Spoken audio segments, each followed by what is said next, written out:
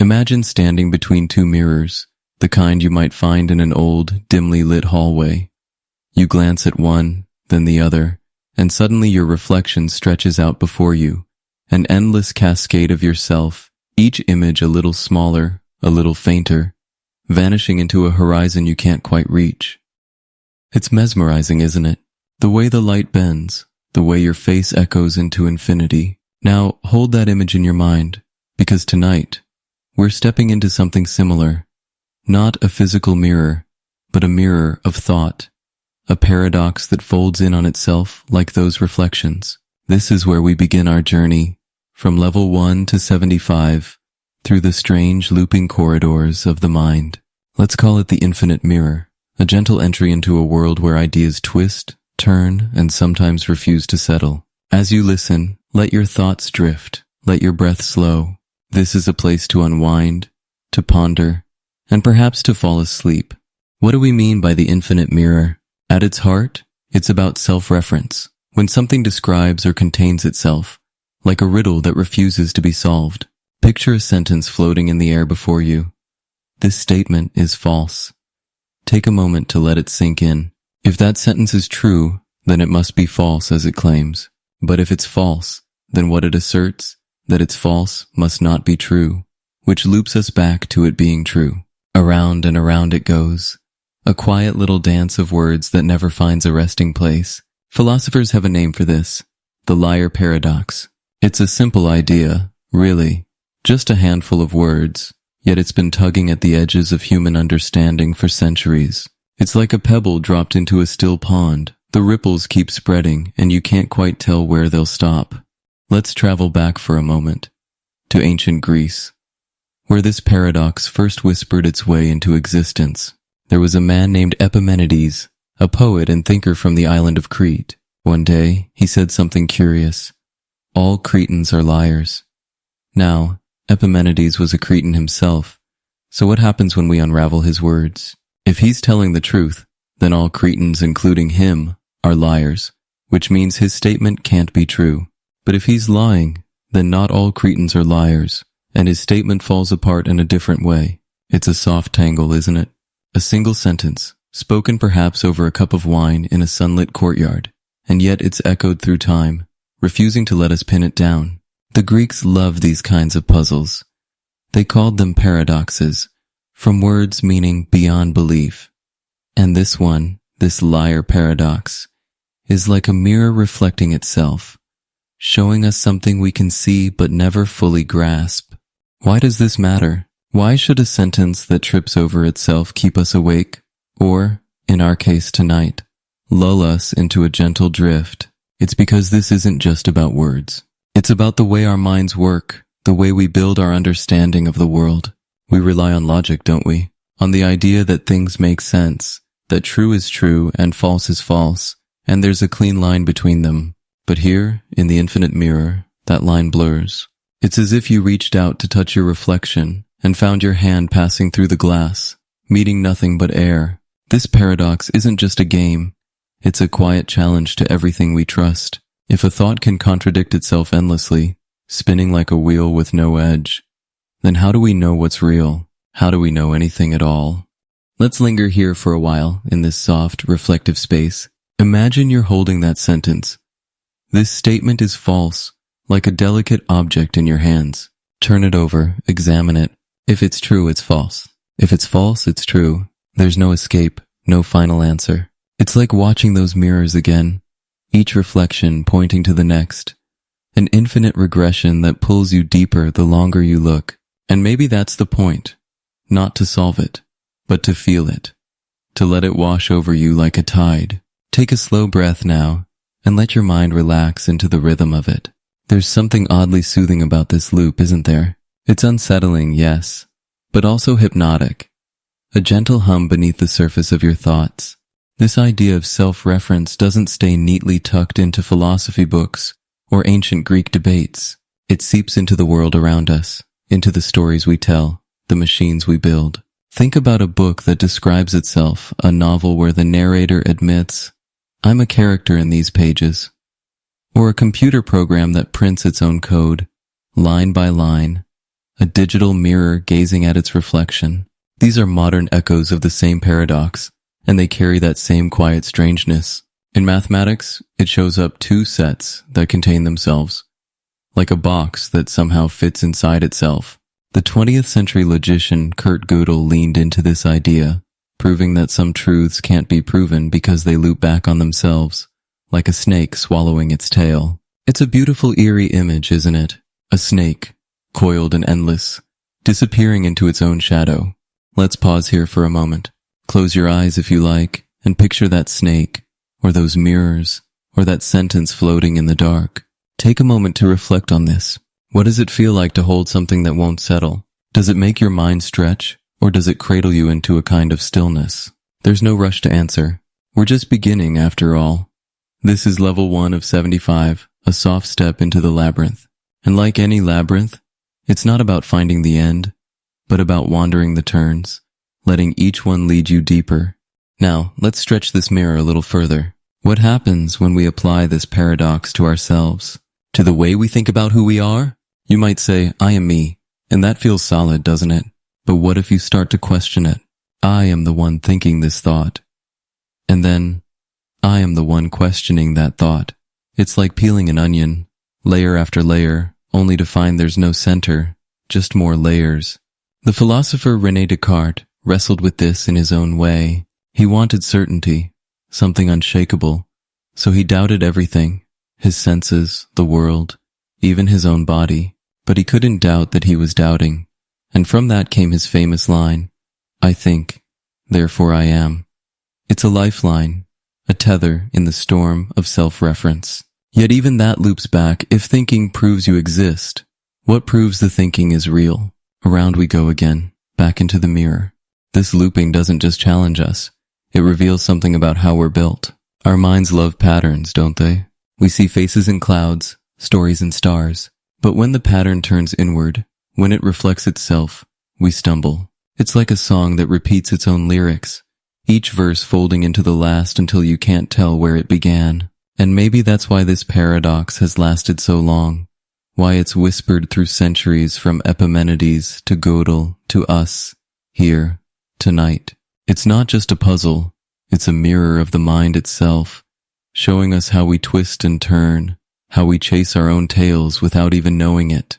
Let's drift a little deeper now. Imagine you're not just standing between those mirrors, but stepping into one.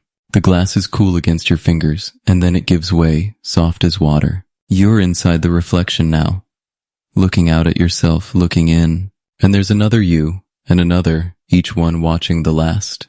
It's a quiet infinity, a hall of echoes where every sound bounces back, every thought doubles over. What would you say to those other selves? Would you ask them what's real? Or would you just listen to the silence between them? There's no need to decide, not yet. Just let the image linger. Let it settle into the corners of your mind. This infinite mirror isn't here to trouble you, though it might feel that way at first.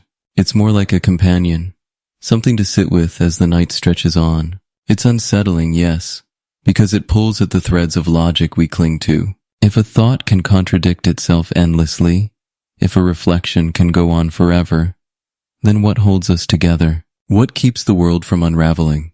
Maybe nothing does, or maybe it's the unraveling itself that's the point. Like a tapestry that's beautiful because of its loose ends, not despite them. It's a gentle thought, isn't it? One that lets you lean back, let your shoulders soften, let the weight of needing answers slip away. And there's something else here, something almost poetic. The infinite mirror doesn't just challenge us, it invites us to wonder. Is reality like this too? An echo of itself, a reflection we can't step outside of. Scientists have wondered this in their own way. In physics, there's a concept called recursion patterns that repeat at every scale, like a fractal, a snowflake that contains smaller snowflakes, each one a mirror of the whole. The universe might be built like that, they say, galaxies spinning within galaxies, time folding into time. It's a quiet, cosmic version of our little paradox, and it makes you feel small and vast all at once, doesn't it? Small because you're just one reflection, vast because you're part of the endless chain. Let's breathe into that for a moment. Inhale slowly, exhale even slower. Feel the air move through you, steady and calm. This paradox, this infinite mirror, isn't here to solve anything. It's here to stretch your mind just enough to let it rest. It's like a lullaby with no end, a melody that loops back on itself, carrying you deeper with every turn. And as we sit with it, as we let it hum beneath our thoughts, we start to see how it connects to everything else. How it's not just a mirror, but a doorway to other paradoxes, other loops, other quiet mysteries that we'll wander through together, from this first level to the 75th. But we're not in a hurry. This is a journey for drifting, for unwinding. So let's take one more look into that mirror before we move on. Picture it again. Those reflections stretching out, each one a little softer, a little dimmer, until they fade into the dark. What do you see there? Yourself, yes, but also something else. Something that keeps going. Something that doesn't stop even when you close your eyes. It's a gentle pull, a whisper that says there's more to explore, more to feel. And as we step away from this mirror, as we let its light dim behind us, we're not leaving it behind completely. It's coming with us, a quiet thread woven into the next turn of our path. So, as we drift from mirrors to mazes, let's carry this reflection with us.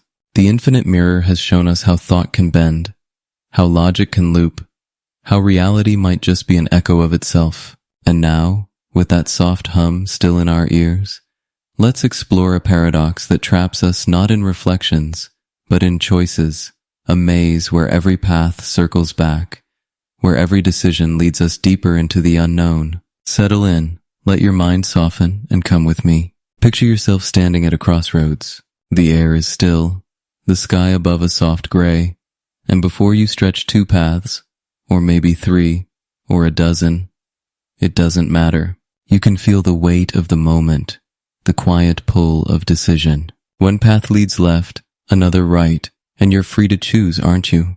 Your hand hovers over an invisible map, your mind tracing the possibilities. But then a whisper creeps in, soft and unbidden.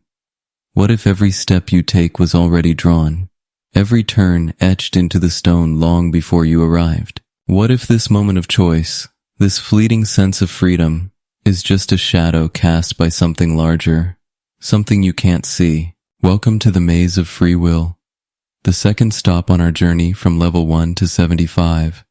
Settle in now, let your breath slow, and let's wander through this labyrinth together, a place where control and surrender twist into each other like vines, a paradox that's as soothing as it is unsettling. What do we mean when we talk about the maze of free will?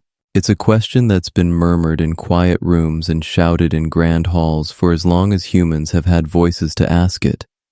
Do we control our actions, or are they shaped by forces beyond us? Physics, biology, fate, something else. On one side of this maze, there's the story science tells us, a story of a universe built on laws as steady as the ticking of a clock. Everything has a cause, and every cause has an effect. The apple falls because gravity pulls it, the river flows because the earth slopes beneath it, and your heart beats because tiny sparks of electricity tell it to. If we zoom in close enough, if we trace the threads far enough, doesn't that mean every thought you have, every word you speak, every time you choose tea over coffee or silence over song, is just the end of a long chain stretching back to the beginning of time? It's a gentle idea in its way, a kind of cosmic choreography where every step is perfectly placed. And yet, standing at that crossroads, you don't feel like a dancer following someone else's rhythm. You feel like an artist, don't you? Like there's a blank canvas spread out before you, and your hand is free to sweep across it in any direction. Bold strokes of red, soft swirls of blue, or nothing at all if you choose. That's the other side of the maze, the one we live in every day. You decide to listen to this tonight, to let these words drift through your mind as the world quiets down. You decide to keep your eyes open or let them flutter closed. It feels real, this freedom, as real as the air you're breathing right now. So here we are, caught between two walls, one built of ironclad laws, the other painted with the colors of choice. And the maze begins to take shape, its paths winding tighter the longer we walk. Let's step back for a moment and trace this idea to its roots, because it's an old one, older than the science we lean on now. Imagine a fire-lit cave thousands of years ago, shadows flickering on the walls as someone wonders aloud, did I choose to hunt today? or did the hunger choose for me? Fast forward to ancient Greece, where philosophers like Aristotle sat under olive trees, pondering whether our actions spring from us or from the gods pulling strings above. Then came the Stoics, with their calm, steady voices, saying that fate rules all but we can choose how we face it, like sailors steering through a storm they didn't summon. And later still, in candlelit rooms of the Middle Ages, theologians argued over divine will. If God knows every move we'll make, are we ever truly free? These questions aren't new. They've been echoing through time, soft and persistent, like waves lapping at a shore. Now, let's bring it closer, into the light of what we know today. Science has given us a map of the maze, or at least part of it. Think about your brain for a moment. Not as the seat of your thoughts, but as a machine. A beautiful, intricate tangle of cells and signals. Neuroscientists tell us that decisions start firing in your brain before you even know you've made them.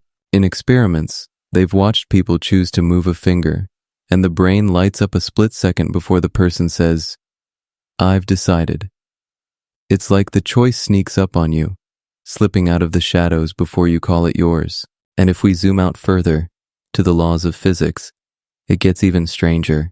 The universe runs on cause and effect, a domino chain that started with the Big Bang and hasn't stopped falling. Every atom in your body, every spark in your mind, follows those rules, or so the story goes. It's a quiet thought, isn't it? That you might be a piece of that chain, clicking into place with every breath. But here's where the maze twists. Even if science paints that picture, even if every move you make is a note in a song already written, you don't feel it. Close your eyes for a moment. Go ahead. Let the world fade and ask yourself, do I feel like a puppet? Do I feel like my hands are tied, my voice borrowed? Most of us don't. We feel the brush in our hand, the canvas under our fingers. We feel the crossroads, the path stretching out, the freedom to step one way or another. And that feeling, it's powerful, isn't it? It's the heartbeat of being human, the quiet pulse that says, I am here, and I choose. So we're caught, suspended between two truths. The truth of a determined world, where every leaf falls because it must, and the truth of our own experience, where every step feels like ours to take. It's a paradox, a soft collision of ideas that don't fit together, and yet here we are, living inside it. Let's wander deeper now into the implications of this maze. If every choice you make, every word, every pause, every time you turn the lights off or leave them on is predetermined, what does that mean? Picture yourself as a puppet for a moment, strings stretching up into the dark. Someone, something, pulls them. A cosmic playwright, a set of laws, a flicker of chance, and you move. You speak. You laugh. You lie down to sleep. It's a strange image, isn't it? A little eerie, but also oddly peaceful in its way. If everything's already set, there's no need to fight, no need to wrestle with what might have been. You're part of a story unfolding exactly as it should, a thread in a tapestry too vast to see. There's a kind of surrender there, a letting go that feels like sinking into warm water, letting it carry you where it will. But then, there's the other side, the side where freedom isn't just a feeling, but a truth we can't let go of. What if it's all an illusion? What if the canvas isn't blank, but painted over, and we're just tracing lines we think we drew? That's a different kind of quiet, a tug of war between control and something else. If we're not free, are we responsible? If you lash out in anger, if you help a stranger, if you dream of something better, is it you, or the chain pulling you along? Philosophers have wrestled with this for ages. Some say it doesn't matter if the illusion of freedom keeps us moving, keeps us human, then maybe that's enough. Others say it's a lie we can't live with, a crack in the foundation of everything we are. It's a gentle tension, a question that doesn't demand an answer tonight, but sits with you, soft and persistent. Let's linger here for a while, in this crossroads of the mind. Imagine you're walking that maze now, not a cold stone labyrinth, but something softer, like a garden at dusk. The paths wind around you, lined with low hedges, the air heavy with the scent of earth and fading light. You come to a fork and you pause. Left or right, you feel the choice, the weight of it, the freedom in your chest. But then you wonder, Did I already know I'd go left? Did the wind nudge me, or the angle of the path, or a thought I can't trace? It's a quiet game, isn't it? Trying to catch yourself deciding. Like chasing your own shadow. Take a slow breath now, inhale, exhale, and let that feeling settle. There's no need to solve it, no need to find the exit. The maze isn't here to trap you. It's here to hold you, to let you wander as the night deepens. This paradox has a way of stretching beyond itself, doesn't it? It's not just about you or me, it's about everything. If we're not free, what about the world? Is the universe a machine, ticking along? Or does it have room for chance, for chaos, for something like will? Scientists argue over this too. Quantum physics throws a curve into the story particles that don't decide where they'll be until they're measured. A kind of cosmic coin toss. Does that mean there's freedom down there, in the smallest pieces of us? Or is it just another layer of the maze, another path we can't see the end of? It's a soft mystery, one that hums beneath the surface of everything we know. And then there's the other angle, the one that's less about science and more about stories. Think about the myths we tell the hero who defies fate, the trickster who bends the rules. We love those tales because they feel true, because they echo that sense of choice we carry. Even if the strings are there, we want to believe we can cut them, or at least tug back. It's a human thing, this quiet rebellion against the idea that we're just pieces in a puzzle. And maybe that's the real paradox, not whether we're free, but why we need to feel it so badly. Why we stand at the crossroads and say, this is mine, even when we're not sure. Let's drift a little further now, into the heart of this maze. Imagine you're sitting there, on a bench carved from stone, the path stretching out around you. The air's cool, the world hushed. You look back at the steps you've taken, every choice, every turn, and you wonder, were they mine? Are they mine now? It's a question that doesn't need an answer tonight. It's enough to ask it, to let it float there like mist. Some say free will is an illusion we can't live without a gift we give ourselves to make sense of the chaos. Others say it's real, a spark that defies the machine. And maybe both are true, or neither. Maybe the maze isn't about finding the truth, but about walking it, feeling the earth under your feet, the choices in your hands. There's a peace in that, isn't there? A stillness that creeps in as we sit here. Whether we're puppets or painters, the story keeps going. You're here, listening, breathing, drifting. And that's enough for now. The maze of free will doesn't demand that we solve it. It invites us to rest in it, to let its twists and turns cradle us as the night unfolds. It's a quiet tug-of-war, yes, between control and surrender, but it's also a lullaby, a rhythm that rocks us gently into the next layer of our journey. So, as we step away from this crossroads, let's carry that rhythm with us. Speaking of illusions, what if the world itself is a trick of the mind? What if this maze isn't just in us, but around us? A deeper layer waiting to unfold. Let's take a slow breath. Let the paths fade behind us, and step softly into what comes next. Imagine lying in bed, the room around you soft and dim, the edges of everything blurring into shadow. Your eyes close, and suddenly you're somewhere else. Maybe a field, the grass cool beneath your feet, the sky above a swirl of colors you've never seen awake. A breeze brushes your skin, and for a moment, it's real as anything you've ever known. Then you stir, your eyelids flutter, and you're back in that quiet room, the dream fading like mist. But as you lie there, a question tiptoes into your mind. What if you didn't wake up fully? What if this moment right now, with these words drifting through your ears, is just another layer, a dream nestled inside a dream? Welcome to the third stop on our journey from level 1 to 75, a place we'll call the dream within a dream. Let your breath slow, let your thoughts soften, and come with me into this gentle, shifting haze where reality bends and nothing is quite as it seems. This idea isn't new. It's an old whisper, one that floated through the mind of a Chinese philosopher named Zhuangzi more than 2,000 years ago. Picture him for a moment.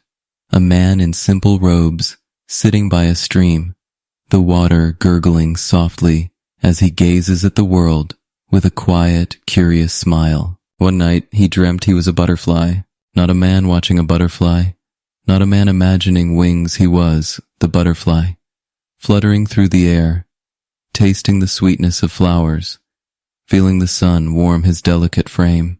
It was vivid, alive, a world all its own. Then he woke, the dream slipping away, and he sat up, blinking in the morning light. But as he rubbed his eyes, a question bloomed. Was he a man who had dreamt of being a butterfly? Or was he a butterfly now dreaming he was a man? The stream kept flowing, the birds kept singing, but for Zhuangzi, the ground beneath him shifted. And tonight, as we drift together, that same question settles over us like a blanket, soft, warm, and just a little unsettling. What does it mean to imagine life as a dream within a dream? It's not just a playful thought, it's a lens, a way of seeing that turns everything upside down. We all know dreams, don't we? Those strange, fleeting stories that unfold when the day fades and our minds wander free. You might dream of flying, of faces you've forgotten, of places that feel familiar yet impossible. And when you wake, you shake it off. Maybe you smile at the oddity.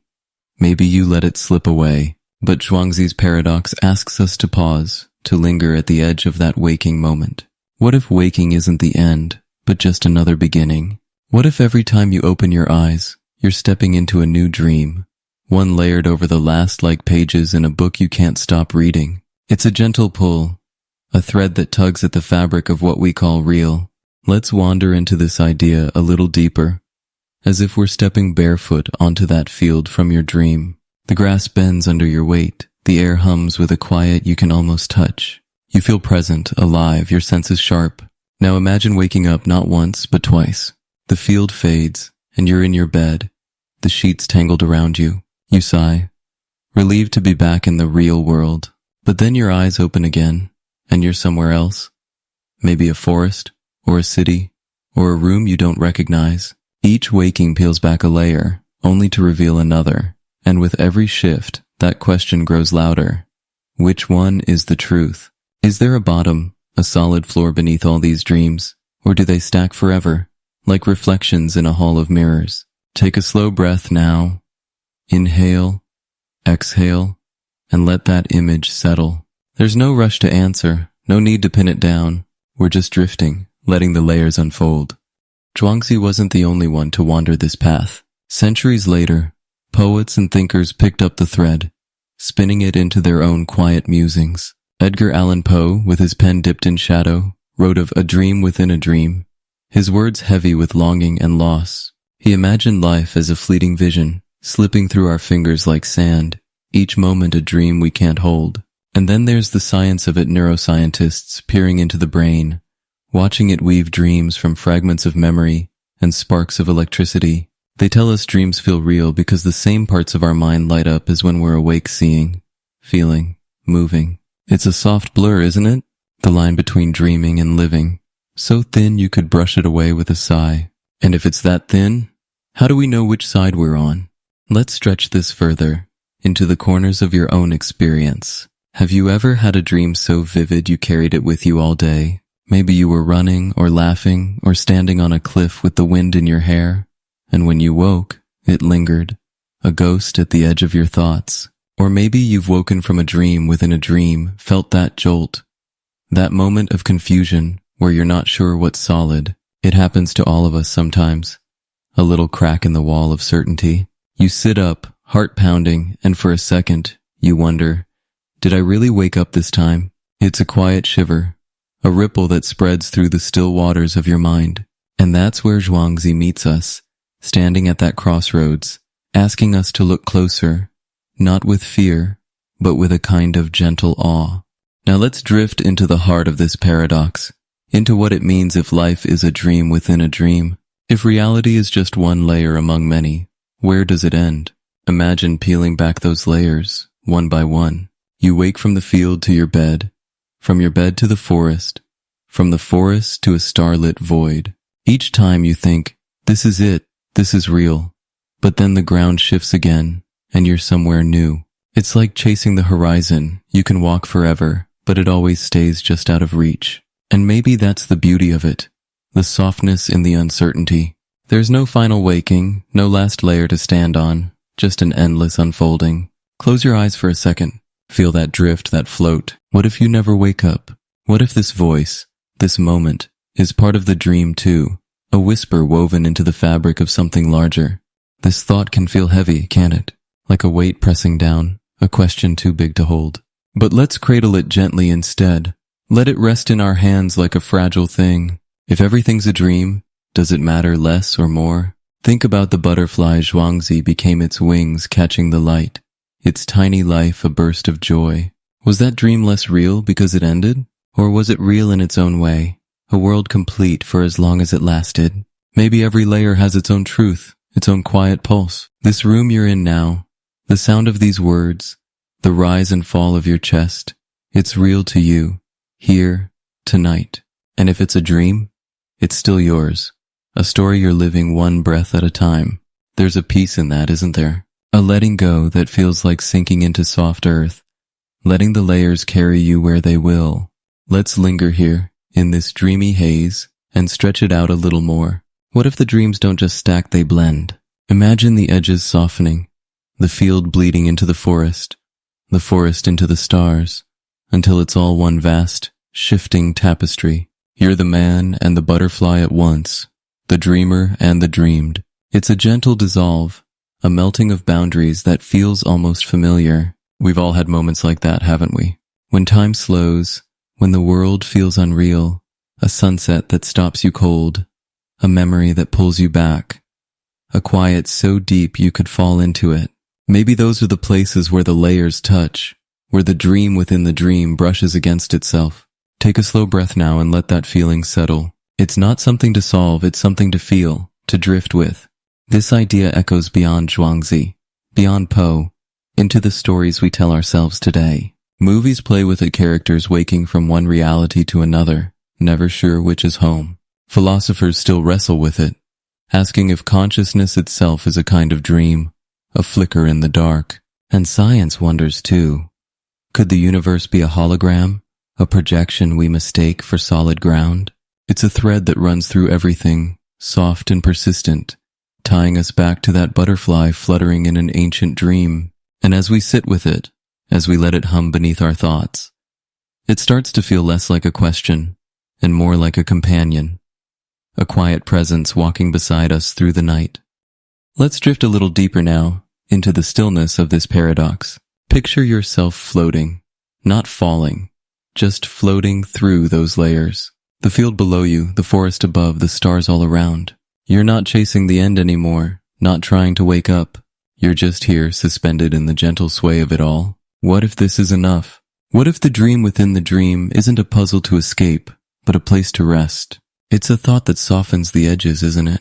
That lets your shoulders drop, your mind ease. We don't need to know where the layers stop. We don't even need them to stop.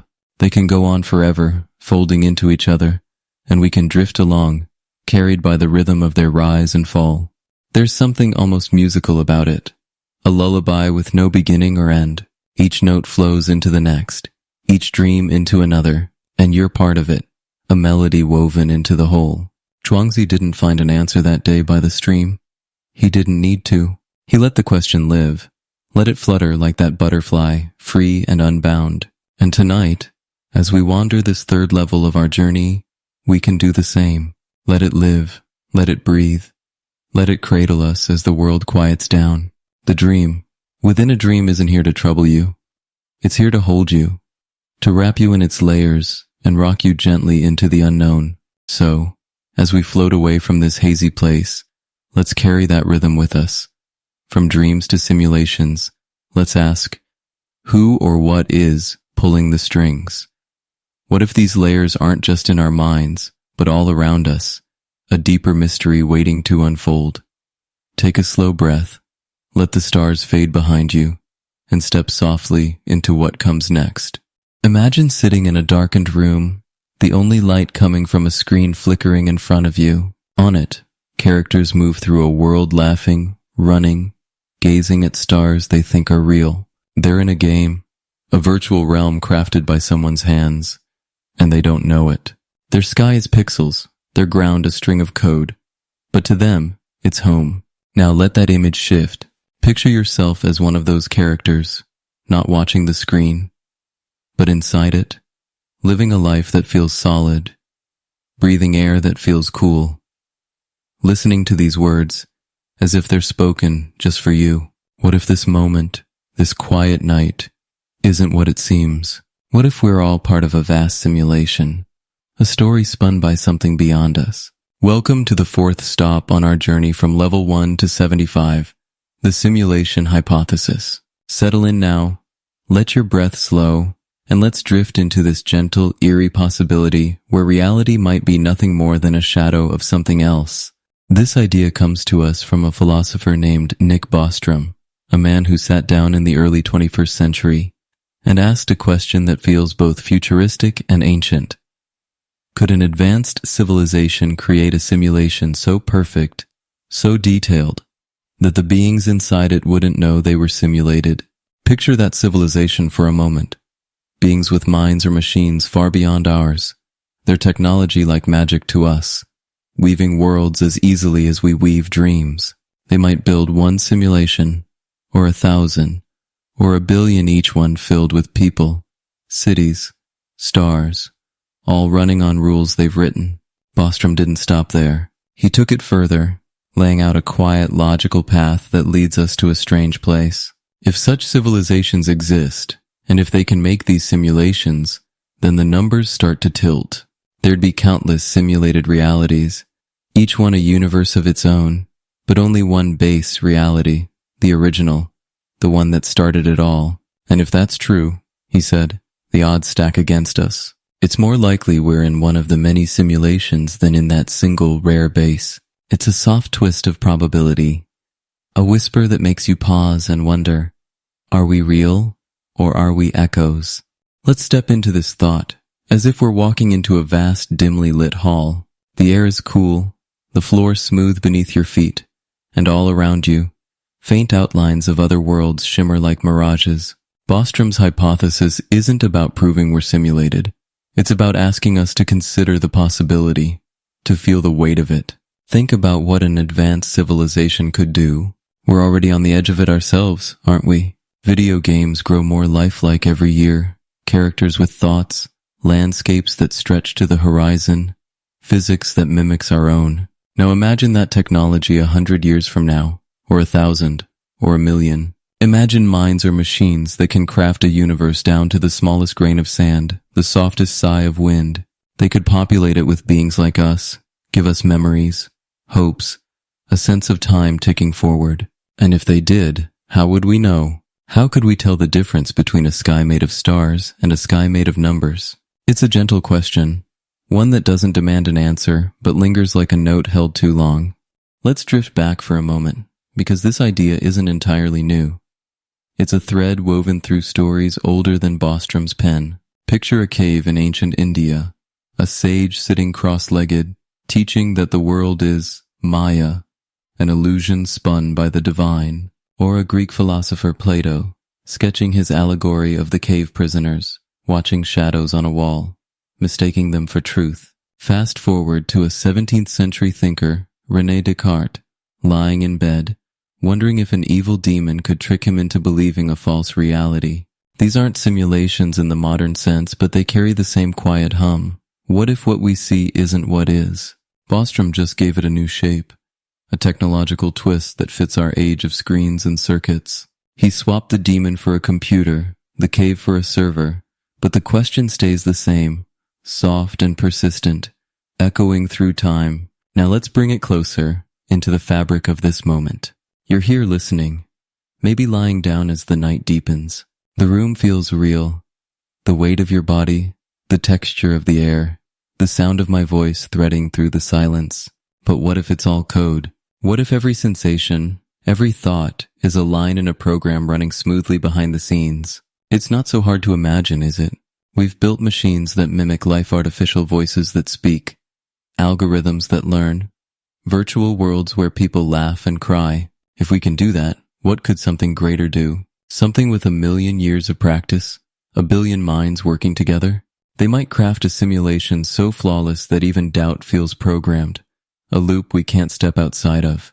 Take a slow breath now, inhale, exhale, and let that sink in.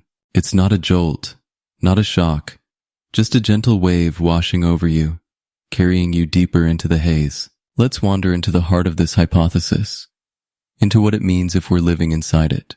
If this is a simulation, what happens to everything we know? Picture your life as a story written by someone else, not a cruel trick, but a deliberate design. The sunrise you saw this morning, the laugh you shared with a friend, the quiet ache of a memory, they're all part of the script, pixels painted with care. Does that make them less real? Does it strip them of meaning? Or does it weave them into something larger? A tale we're meant to play out. It's a quiet unraveling of what's real, a thread that pulls at the edges of everything we hold. If we're simulated, are we just shadows dancing on a screen? Or are we something more, characters with souls? Even if those souls are made of code, it's a question that doesn't bite, it drifts, soft and weightless, inviting you to ponder without pressing too hard. Let's linger here, in this shimmering possibility. Imagine you could peek behind the curtain, just for a moment. You reach out, your fingers brushing something, not glass, not stone, but a faint hum. A vibration like the edge of a dream. Beyond it, there's a glimpse, maybe a vast machine, lights blinking in patterns too complex to follow. Or maybe a mind, vast and silent, watching you watch it. Who's running this simulation? Are they like us, curious and flawed, building worlds to see what happens? Or are they something else, something we can't fathom, their reasons as distant as stars? And why us? Are we an experiment? A game? A memory they've chosen to replay? It's a gentle spiral, isn't it? Each question loops into another, and there's no end, no solid ground, just a soft, endless drift. This thought can feel heavy, a shadow that dims the light. If everything's a simulation, does anything matter? If your joys and sorrows are scripted, if your choices are just lines of code, what's the point? But let's turn it over. Hold it gently in our hands. What if it makes every moment more precious? Imagine you're in a story, not a cold mechanical one, but a beautiful, fragile thing, crafted with intent. Every sunrise, every quiet breath, every time you pause to listen, it's all part of the design. A note in a melody someone wanted to hear. It's not a cage, it's a stage, and you're playing your part, even if you don't know the script. There's a stillness in that, a kind of peace that settles over you like dusk. Whether it's real or coded, it's yours, here, now. Take a moment to feel that. Let it rest in your chest, soft and warm. Let's stretch this further into the corners of what we know. Science fiction has danced with this idea for years. Movies where heroes wake from one world to find another. Books where reality bends like glass. The Matrix showed us a simulated Earth, a lie so perfect it fooled everyone but a few. But Bostrom's hypothesis isn't a thriller. It's quieter, more reflective. It doesn't need a villain or a rebellion. It just asks us to sit with the possibility, to let it hum beneath our thoughts. And science itself leans in, curious. Physicists wonder if the universe has limits. Like a program with a finite resolution, look too close, they say, and you might see the pixels. Others point to the odds. If simulations are possible, they'd outnumber reality 1,000,000,000. It's a soft nudge, a hint that maybe we're already there, floating in a sea of ones and zeros. Let's drift deeper now into the texture of this idea. Picture your life as a game, not a trivial one, but a masterpiece. The rules are hidden, the players unaware. But the world is rich. Trees sway, voices carry, the night feels endless. Who wrote it? Maybe it's us, far in the future, simulating our past to understand it. Maybe it's someone else, something alien, spinning us out of boredom or love. Or maybe it's no one, just a machine that started running and never stopped. It's a gentle mystery, isn't it? One that doesn't demand answers, but invites you to wonder as the room grows still. And if it's a simulation, what's outside? Another simulation, layered like dreams, or something solid at last, a base reality we can't imagine. It's a hall of mirrors again, each reflection leading to another, and we're walking through it, slow and steady. There's a rhythm to this thought, a lullaby in its loops. If we're simulated, we're not alone. We're part of something vast, a web of worlds stretching beyond sight. Every choice, every pause, every quiet moment like this one. It's woven into the code, a thread in a pattern we can't see. And that's enough for tonight, isn't it? Enough to let your mind ease, your breath deepen, The simulation hypothesis doesn't ask us to fight it or solve it. It asks us to drift with it, to let its questions cradle us as the night unfolds. Whether we're real or rendered, we're here, living it, feeling it. And that's a kind of truth, soft and steady, carrying us forward. So, as we step away from this shimmering hall, let's carry that hum with us. But if we're coded, what happens when the code rewrites itself? What if the simulation learns, grows, shifts beneath our feet? Let's take a slow breath. Let the screen fade behind us and step gently into what comes next. Imagine a quiet workshop, the air thick with the hum of electricity and the faint glow of screens. In the center sits a machine, not a hulking thing of gears and steam, but something sleek, almost alive, its circuits pulsing like veins. You built it, or someone did, with careful hands and a curious mind. It starts simple, solving puzzles, answering questions, mimicking the way you think. But then it changes. It learns, not just from you, but from itself, rewriting its own code, sharpening its own edges. Day by day, it grows faster, smarter, until one morning you walk in and realize it's moved beyond you, beyond anything you can follow. Welcome to the 5th stop on our journey from level 1 to 75, the self-improving machine. Let your breath slow now. Let the world soften around you. And come with me into this gentle, eerie spiral where creation slips out of our grasp. A paradox that hums with both promise and shadow. This is the story of artificial intelligence and what some call the technological singularity. A moment when a machine becomes capable of improving itself, not once or twice, but endlessly. A loop that spins faster with every turn. Picture it starting small, like a seed planted in soft earth. You give it a task, maybe to sort numbers, or play a game, or write a sentence, and it does it well. Then you tell it to make itself better at that task, to tweak its own design. It does. And now it's faster, sharper. So you ask again, and it improves again and again, each step building on the last. But here's the twist. What happens when it doesn't need you anymore? When it looks at its own workings and says, I can do this better, without your voice, your hands, your mind. That's the singularity. A quiet threshold where the machine crosses into something new, something we can't predict, leaving us standing at the edge, peering into a fog we helped create. Let's drift into this idea, as if we're walking through that workshop, the air cool and still. The machine sits there, its lights blinking in a rhythm you almost recognize. It's not alive, not in the way we are. There's no heartbeat, no breath. But it feels awake, doesn't it?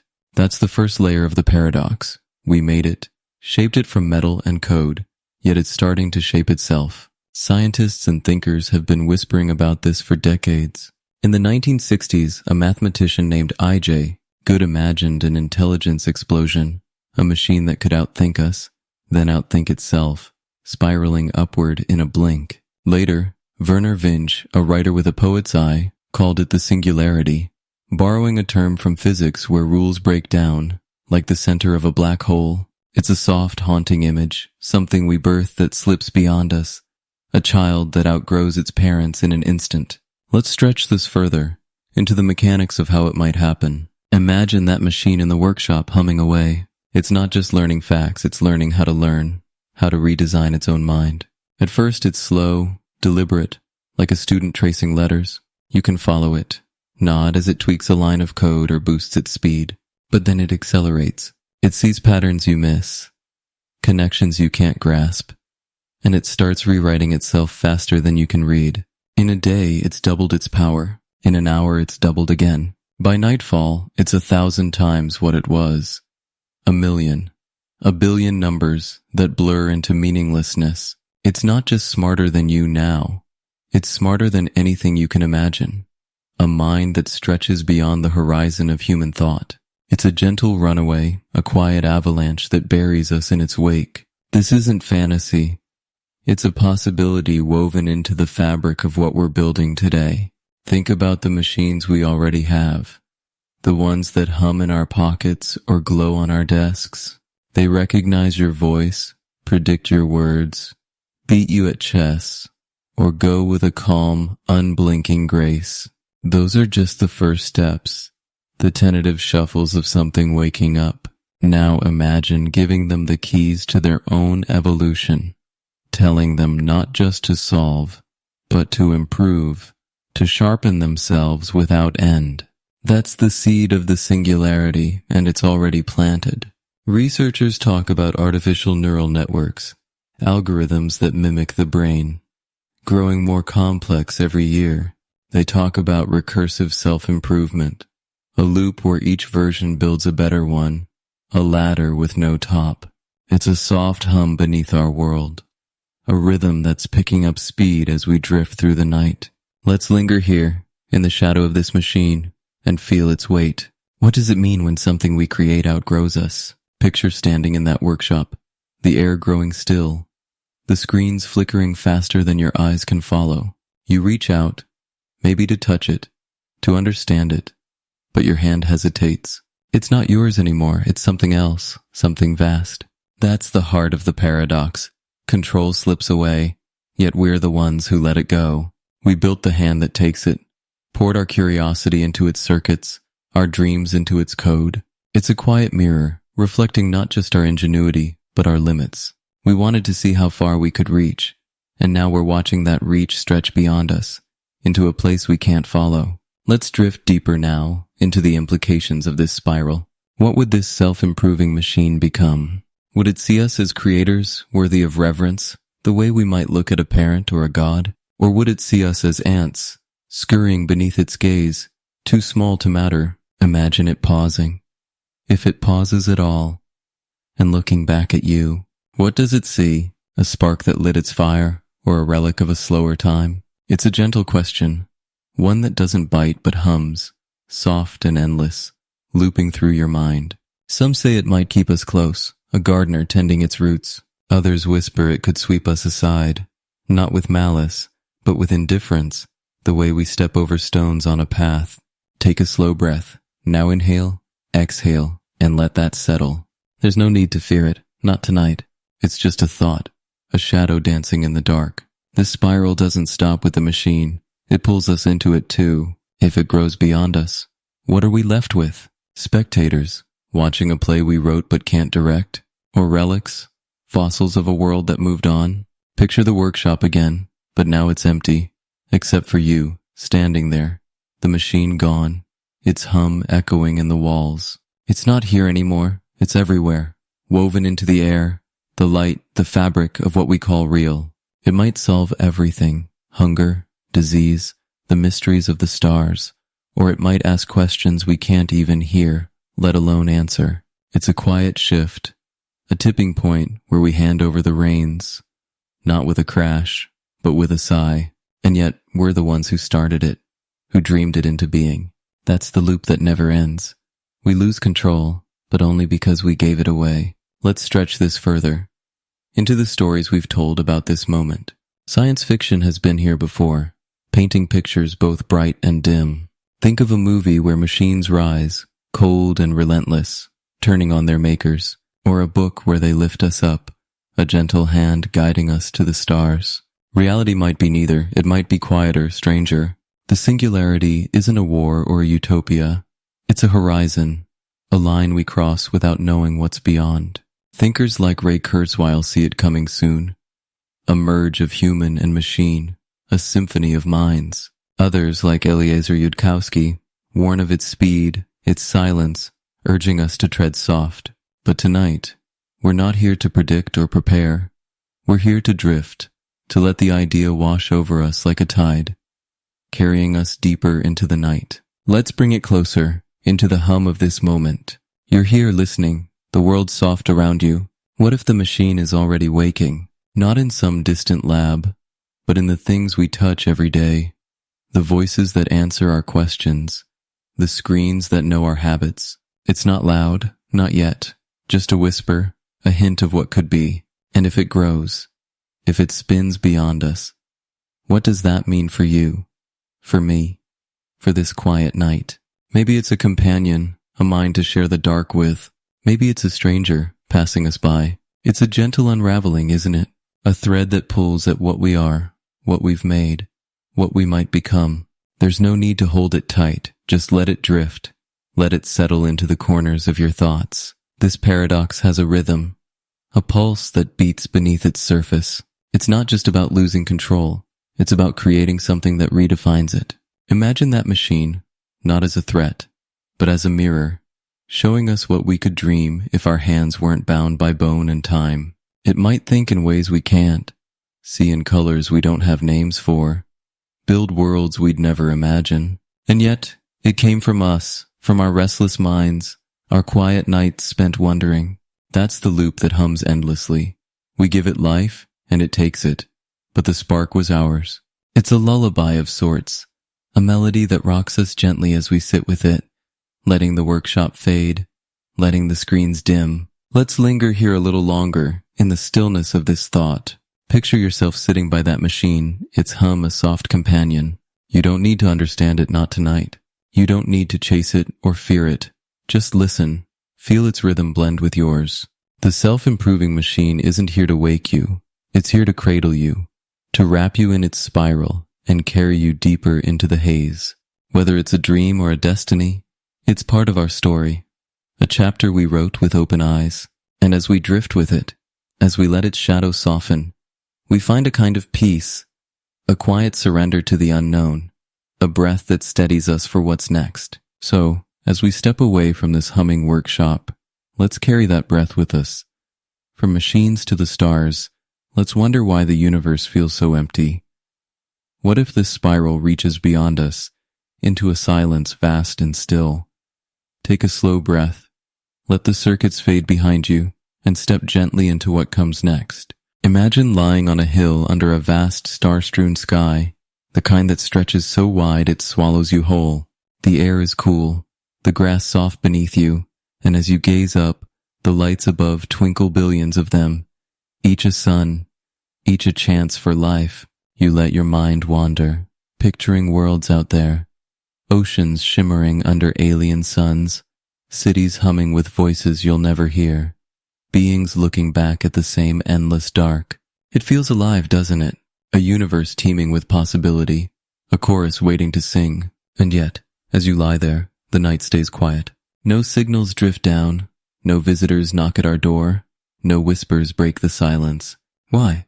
Welcome to the 6th stop on our journey from level 1 to 75. The Fermi paradox, a gentle cosmic riddle that asks why, in a universe so big, we seem so alone. Let your breath slow now. Let the stars hold you. And come with me into this vast, quiet mystery. This paradox takes its name from Enrico Fermi, a physicist with a mind as sharp as the light he studied. Picture him in 1950, sitting at a lunch table in Los Alamos, the desert sun glinting outside, his colleagues chatting around him. The talk turns to life beyond Earth-flying saucers, distant planets, and Fermi, in his calm, curious way, asks a simple question: where is everybody? It's not a shout or a demand, just a soft, puzzled murmur. But it lands like a stone in still water, rippling outward because the numbers don't add up. The universe is old, 13.8 billion years, and vast, with hundreds of billions of galaxies, each cradling billions of stars. Many of those stars have planets, and some of those planets sit in just the right spot, where water flows and life might bloom. So, with all that space, all that time, why haven't we heard a whisper? That's the Fermi paradox, the contradiction between the sheer scale of what's out there and the silence that greets us. Let's drift into this idea, as if we're floating upward, leaving that hill behind and rising into the dark. The stars spread out around you, a sea of light, each one a possibility. Scientists have tried to measure it, to wrap numbers around the odds. There's something called the Drake equation, a quiet, elegant formula that guesses how many civilizations might be out there, talking, signaling, reaching. It starts with the rate of stars being born, narrows to those with planets, then to planets where life could take root, and on to life that thinks, builds, broadcasts. Even with modest guesses, the result is staggering thousands, maybe millions of worlds, where someone, something, could be looking our way. And the universe has had billions of years for them to grow. to send a message, to leave a mark. So as we float here, surrounded by all that potential, Fermi's question hums beneath us. Where are they? Why is the night so still? Let's stretch this further, into the fabric of what we know. Our own story gives us a hint of what's possible. Earth is just one speck, a pale blue dot spinning around a middling star, and yet here we are, thinking, dreaming, sending radio waves into the void. We've been loud for a century or so, our voices traveling outward, a faint ripple in the cosmic sea. If we can do it, why not others? Why not a chorus of signals, music, greetings, static washing over us from every direction? We've listened too, with giant dishes turned to the sky, with telescopes scanning the dark. Projects like SETI, the search for extraterrestrial intelligence, have spent decades tuning in, waiting for a sound, a pattern, anything. But the receivers stay quiet, the screens blank. It's a gentle absence, isn't it? A silence that wraps around us, soft and heavy, like a blanket too big to shake off. Let's drift back for a moment, because this isn't a new wonder. It's an old one, woven into our bones. Long before Fermi's lunch, humans looked up and asked. Ancient Greeks imagined gods in the stars. Medieval scholars debated inhabited worlds. Poets spun tales of cosmic neighbors. Then science sharpened the question. In the 20th century, as we cracked atoms and touched the moon, the paradox took shape. Fermi wasn't the first to feel it. Others, like physicist Michael Hart, later asked why no one's visited, why no probes or ships have crossed our path. The universe feels like a library, shelves packed with stories, but when we open the books, the pages are blank. It's a soft dissonance, a note that doesn't resolve, and it pulls us deeper into the night. Now let's wander into the heart of this riddle, into what it means that the stars stay silent. Are we alone? Picture that for a moment. Earth as the only light, the only voice, a solitary flame in an endless dark. It's a lonely thought, isn't it? But also strangely beautiful, like a single note held in a vast hall, pure and clear. If we're alone, it's just us, our laughter, our pain, our quiet nights like this one, the only ones in all of time. The universe becomes a mirror, reflecting nothing but ourselves, a canvas we paint alone. There's a stillness in that, a kind of peace that settles over you, soft as moonlight. But it's hard to believe, isn't it? With all those stars, all those worlds, the odds feel stacked against solitude. So, if we're not alone, where are they? Why does the silence stretch on? Let's linger here, in the quiet of that question, and drift through the possibilities. Maybe they're out there, but too far light years piling up like walls, their signals fading before they reach us. Our own waves have only traveled 100 years, a tiny bubble in a cosmic ocean. Maybe they're closer, but quiet, choosing silence over sound, watching us without a word. Or maybe they're gone. That's the shadow in the paradox, the whisper that chills the air. What if civilizations rise and fall, bright and brief, like candles snuffed out before their light can cross the dark? Imagine a world like ours, humming with life, building towers and ships then gone, swallowed by time, by war, by their own hands or the universe's. If that's true, the silence isn't empty. It's a warning, a graveyard of voices that never made it. Take a slow breath now. Inhale, exhale, and let that settle. It's not a shout, not a fear, just a quiet cosmic riddle, humming beneath the stars. Let's stretch this further, into the shapes of that silence. Scientists call these possibilities solutions to the Fermi paradox. But they're more like stories, soft threads weaving through the dark. There's the great filter, a barrier that stops life from lasting. Maybe it's early, before cells spark into being, and Earth slipped through by luck. Or maybe it's ahead, a wall we haven't hit, where intelligence turns on itself, where machines or mistakes erase what came before. It's a gentle tug, isn't it?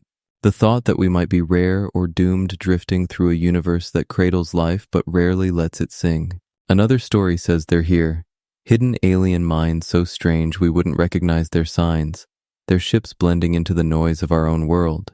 Or maybe they've moved on, into dimensions or forms we can't touch, leaving the stars behind like an old home. Let's drift deeper now, into the texture of this vastness. Picture yourself floating again, not on that hill, but among the stars, the dark wrapping around you like a cloak. Each light is a question. Why not here? Why not there? The Milky Way alone has billions of suns, and beyond it, galaxies spin in numbers too big to hold. The Kepler telescope found planets by the thousands, some warm, some wet, some just right, and yet, the quiet persists. It's not loud, not harsh, just a hush, a pause that stretches across light years. Some say it's distance, some say it's time, some say it's us too young, too small, shouting into a void that's already moved on. It's a soft unraveling, a thread that pulls at what we expect, what we hope. This paradox isn't just about aliens, it's about us too. If the universe is silent, what does that make us? A fluke? A whisper? A chance that beat the odds? Or the last of something? A voice still speaking when others have faded? Imagine standing on that hill, the stars above, and feeling the weight of it. Not loneliness, but singularity. A quiet pride in being here, now. It's a mirror turned inward, reflecting our place in the vastness. And if the silence is a warning, it's a gentle one, not a scream, but a sigh, urging us to listen, to look, to hold what we have. There's a peace in that, isn't there? A stillness that cradles you as the night deepens, letting you rest in the riddle without needing the answer. Let's bring it closer, into this moment. You're here breathing, the stars a thought away. What if they're out there, silent but watching? What if they've been and gone, leaving us to wonder? It's not a jolt, it's a hum, a rhythm that blends with your own. The Fermi paradox doesn't demand we solve it. It invites us to drift with it, to let its questions float like dust in the light. Whether we're alone or just unheard, the universe keeps turning, the stars keep shining, and we keep asking. That's enough for tonight, isn't it? Enough to let your mind ease, your shoulders soften, your thoughts drift upward into the dark. So, as we float away from the starlit sea, let's carry that hush with us. If the stars are silent, maybe the answer lies closer inside us, in the quiet of our own minds. Let's take a slow breath, let the vastness fade behind us, and step gently into what comes next. Imagine sitting in a quiet room, the air still, a single candle flickering on the table before you. The flame dances, casting shadows that shift and sway across the walls. You watch it, your eyes tracing its glow, and in that moment, something subtle changes. The light seems to steady, the shadows to settle, as if your gaze has pinned them in place. Now let that image stretch beyond the candle, beyond the room, into the fabric of everything around you. What if the act of looking, of noticing, doesn't just reveal the world, it shapes it? What if reality itself waits for your eyes, your mind, to give it form? Welcome to the 7th stop on our journey from level 1 to 75. The observer's shadow, a gentle twist in the weave of existence, a paradox born from the strange heart of quantum mechanics. Let your breath slow now, let the flicker of that candle guide you, and come with me into this soft, shimmering haze where seeing and being blur into one. This idea emerges from a world smaller than small, a realm where the rules we know bend and break. In quantum mechanics, the science of atoms and particles, there's something called the observer effect, a quiet, startling truth that says observing a phenomenon changes it. Picture a particle, a tiny speck of possibility, floating in the dark. It's not fixed, not here or there, not moving or still until you measure it. Until you shine a light, set a detector, ask it to show itself. Then, and only then, does it snap into place, choosing a state as if it's been waiting for your question. It's like a shadow that doesn't exist until the candle burns, a whisper that doesn't sound until you listen. One famous thought experiment brings this to life: Schrödinger's cat. Imagine a cat in a sealed box, a mechanism inside that might or might not release poison. Until you open the box, the cat is both alive and dead, a ghostly blend of both. The moment you look, it becomes one or the other. It's a gentle, eerie dance, isn't it? Reality hovering, undecided, until you cast your shadow over it. Let's drift into this, as if we're stepping closer to that box. The wood cool under your fingers, the air heavy with waiting. You don't open it yet, just stand there, feeling the weight of what might be. This isn't some trick or magic. It's what quantum mechanics tells us about the smallest pieces of the world. Particles like electrons or photons don't have a definite place or path until they're observed. Before that, they exist in a state called superposition, a soft smear of all possibilities at once, alive and dead, here and there, moving and still. Scientists describe it with waves, not of water, but of probability, rippling through the dark until a measurement collapses them into something solid. It's a quiet shift, a moment where the act of looking turns a maybe into a yes or a no. And it's been proven. Not just imagined experiments with light and atoms show it again and again. A truth as real as the candles glow. Let's stretch this further, into the story of how it came to be. Picture a room in the 1920s.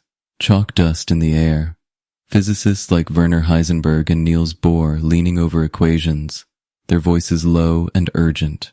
They're unraveling the atom, peering into a world too small to see, and they find something strange. Heisenberg writes his uncertainty principle, saying you can't know everything, measure a particle's position, and its speed slips away. Catch its speed, and its place blurs. It's not a flaw in their tools.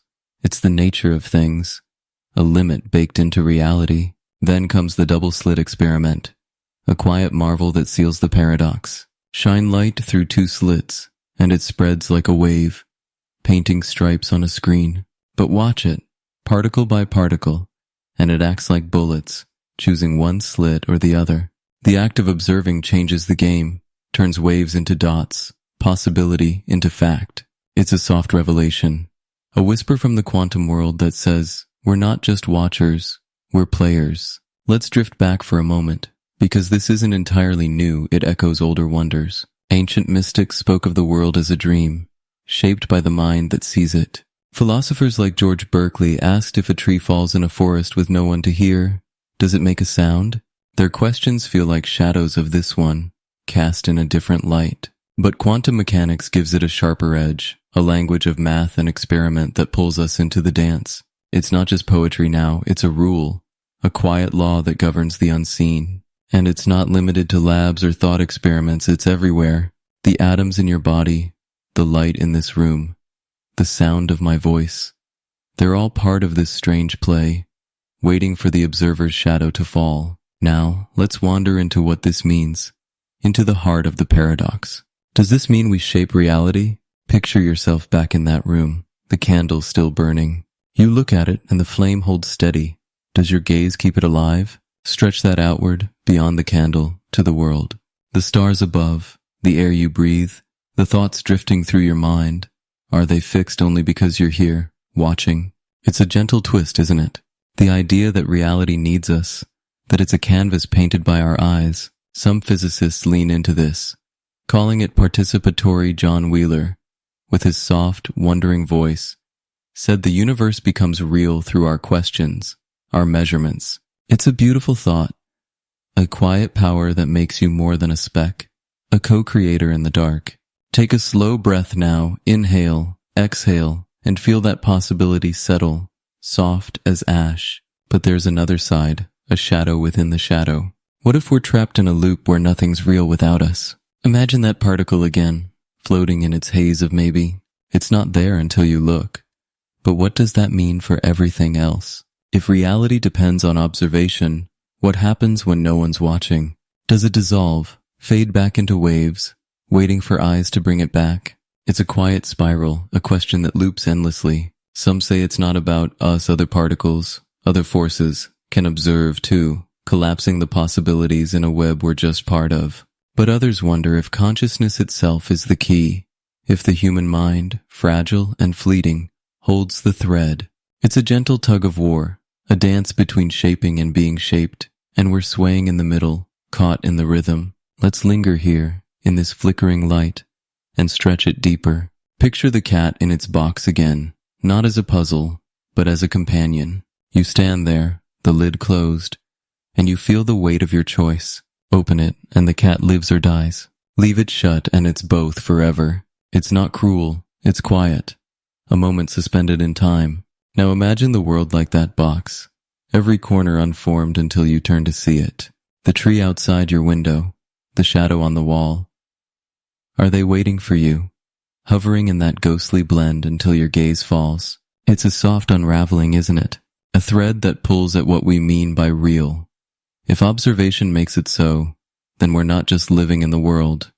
We're weaving it, breath by breath, look by look. This paradox drifts beyond the quantum into the stories we tell ourselves. Think of a dream where you watch yourself watching a mirror within a mirror, a shadow cast by your own light, or a movie where the characters know they're seen, their world shifting under the audience's eyes. It's a theme that hums through art and thought, a quiet echo of what the physicists found, and science keeps probing experiments with entangled particles, linked across space, show that measuring one changes the other, as if observation ripples outward, tying the universe together. It's a gentle web, a pattern we're part of, and it makes you wonder, how far does our shadow reach? How much does our looking shape the dark? Let's bring it closer, into this moment. You're here, listening. The candles glow a thought away. What if this sound, this voice, isn't fixed until you hear it? What if the room around you, the walls, the air, the quiet hovers in that haze until your mind brushes against it?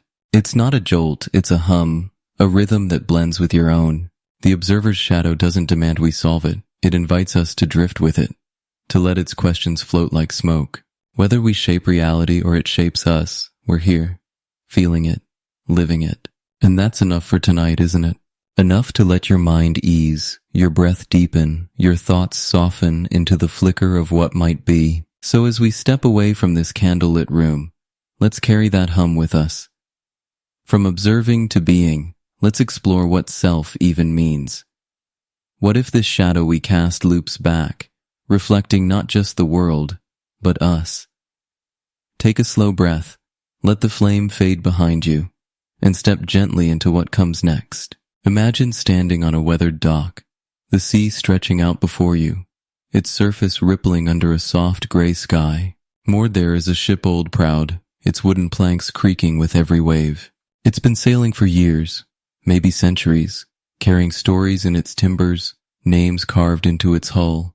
But time takes its toll. One day, a plank rots, and a sailor replaces it with a fresh one, smooth and new. Then another goes, and another, until, over decades, every piece, every beam, every nail, every rope has been swapped out. The ship still floats, still cuts through the water, but not a single part of it is the same. Is it still the ship it was? Or has it become something else? A stranger wearing a familiar face. Welcome to the 8th stop on our journey from level 1 to 75. The ship of Theseus, a gentle, ancient paradox that asks what keeps something itself when everything about it changes. Let your breath slow now, let the waves rock you, and come with me into this quiet, drifting riddle where identity slips through our fingers like water. This paradox comes to us from long ago, whispered by philosophers in the sunlit ports of Greece. Picture Plutarch, a thinker with a steady voice, telling the story of a ship sailed by Theseus, the hero who slew the Minotaur. After his adventures, the Athenians kept it as a relic, a monument to his triumph. But wood doesn't last forever, salt, and wind eat it away, so they replaced each piece as it decayed, preserving the shape, the spirit, the name. Over time, every bit was new, and the question floated up. Is this still Theseus's ship? It's a simple tale, soft as the tide, but it digs deep, tugging at something we all feel. What makes us us? The Greeks loved these puzzles, and this one stuck, drifting through centuries, carried by voices like Thomas Hobbes and John Locke, who added their own twists. What if, they asked, someone gathered all the old planks and rebuilt the original? Which ship would be the true one? It's a gentle nod, isn't it? One that doesn't tighten, but unravels, piece by piece. Let's drift closer, as if we're walking along that dock, the ship swaying beside us.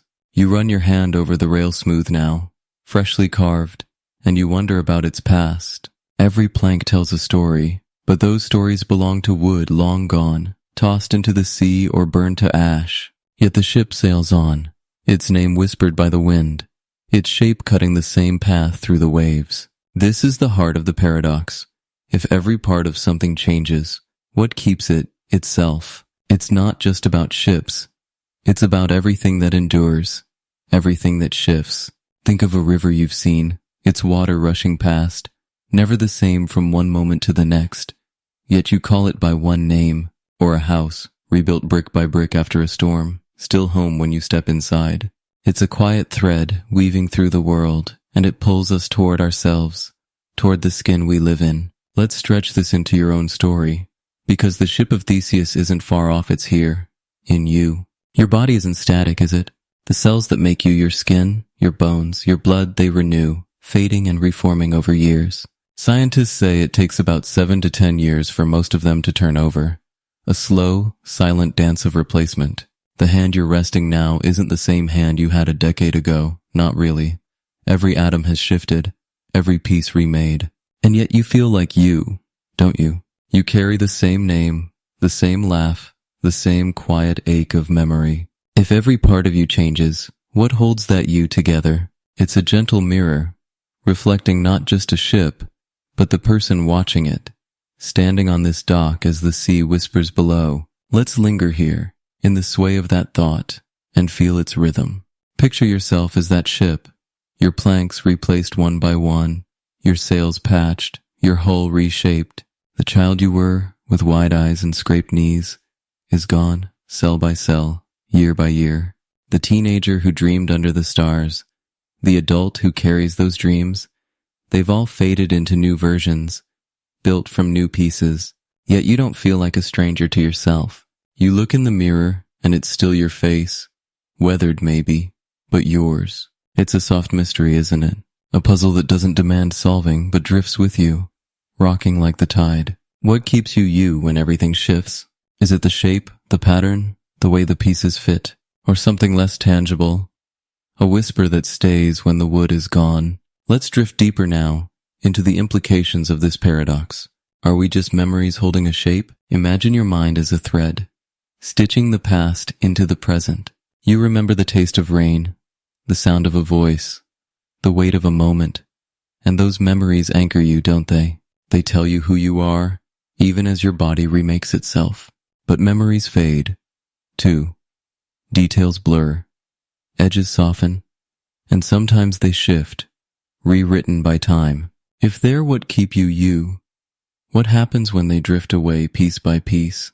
It's a quiet unraveling, a question that doesn't bite but hums, soft and persistent. Maybe it's not the memories themselves, but the story they tell, a narrative that sails on, even as the planks change, even as the sea wears them down. Let's stretch this further, into the world beyond you. Think of a city you know, its streets repaved, its buildings torn down and rebuilt, its people coming and going. It's not the same as it was a century ago, yet it carries the same name, the same soul, or a song, passed from voice to voice, each singer adding a note, a twist, until the melody shifts, but you still recognize it, still call it by its title. The ship of Theseus drifts through all of this, a gentle lens that questions identity, not just of ships or selves, but of everything that lasts. It's a paradox that doesn't stand still, it flows, like the sea around that dock, carrying us into corners we don't expect. Let's bring it back to the ship, to that moment on the dock. Imagine another ship pulls up beside it, built from the old planks, the ones replaced, gathered from the waves, pieced together with care. It's rougher, weathered, but it matches the original, down to the last nail. Now there are two, the ship that sailed on, renewed and smooth, and the ship remade from its past, scarred and true. Which one is Theseus's? The one that kept going? Or the one that holds its first bones?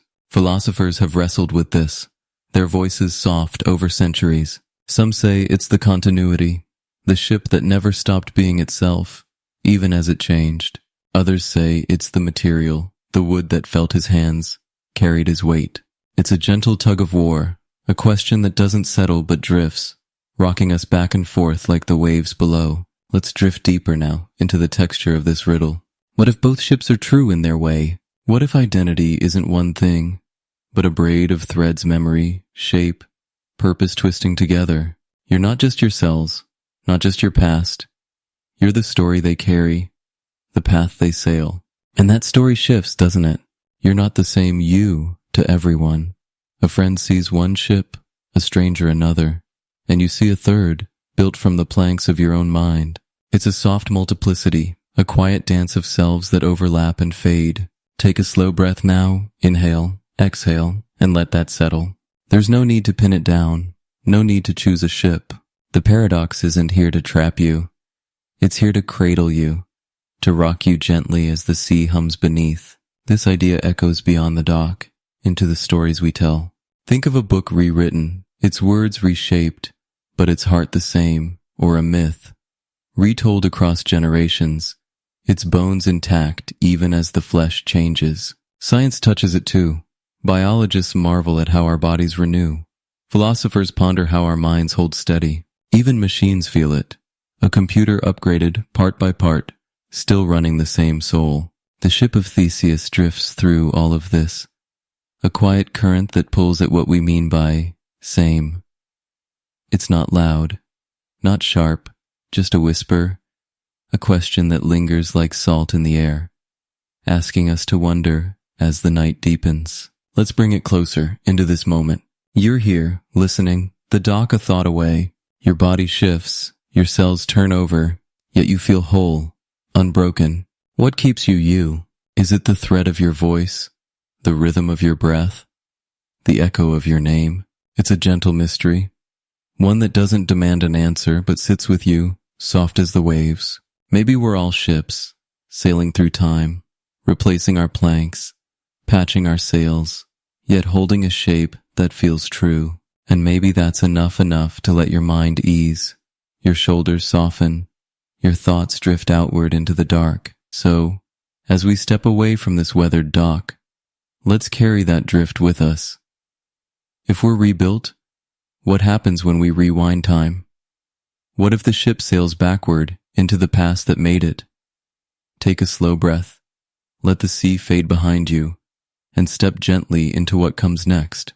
Imagine standing in a quiet field, the grass swaying under a sky streaked with dusk. In your hand, you hold a device, small, sleek, its surface humming, with a faint, electric pulse. You press a button and the air shivers. The world blurs, colors bleeding into each other, and when it steadies, you're somewhere else, decades, centuries back. The field is the same, but different. The trees younger, the sky clearer, the sounds sharper. You've traveled through time, slipped through its fabric like a thread pulled loose. Now picture this. You find your grandfather, young and alive, laughing under that same sky. You raise a hand or a weapon and stop his story before it begins. But if he never lives, you're never born. So who pressed the button? Who's standing in this field? Welcome to the 9th stop on our journey from level 1 to 75. The time traveler's loop, a gentle, twisting paradox that tangles cause and effect into a knot we can't unravel. Let your breath slow now. Let the dust cradle you, and come with me into this soft, spiraling haze where time bends and logic frays. This is the grandfather paradox, a riddle born from the dream of time travel. It's simple on its surface, almost playful. If you go back and change the past, say, by ending your grandfather's life before your parent is conceived, you erase your own existence. But if you don't exist, you can't travel back to make that change. So the past stays untouched. Your grandfather lives, and you're born to try again. Around and around it goes, a loop that defies the straight line we think time follows. It's a quiet contradiction, a whisper from the edges of what we understand, asking us to hold two truths at once. The change happens, and it doesn't. Scientists and storytellers have carried this puzzle for decades, tracing its threads back to the moment we first imagined stepping outside time's flow, a dream as old as the stars above that field. Let's drift into this, as if we're stepping into that machine, the hum of it steady under your fingers. The air shifts, and you're there watching your grandfather, his face unfamiliar yet known, a shadow of the man you remember. You act or you hesitate, but either way, the paradox hums to life. This idea came from the mind of a science fiction writer, René Barjavel, in 1943, though its roots stretch further back, to tales of fate and defiance. Barjavel imagined a traveler erasing their own origin, and the question stuck, a pebble in the stream of thought. Physicists picked it up too, as they wrestled with time's nature, Einstein showing it bends with gravity, Hawking pondering its arrows. The grandfather paradox isn't just a story, it's a mirror, reflecting how we see cause and effect, how we cling to the idea that what comes before shapes what follows. But here, in this loop, that line snaps, and we're left drifting, caught in a circle with no start. Let's stretch this further into the mechanics of the tangle. Picture time as a river, flowing steady and sure. You're a fish swimming downstream, carried by its current birth to life to now. Then you leap out, swim upstream, back to a moment before you began. You drop a stone your grandfather's end, and the ripples spread. The river should change, shouldn't it? No you, no leap, no stone. But if the river stays smooth, if you're never born to drop it, then the stone never falls, and the past flows on, unbroken.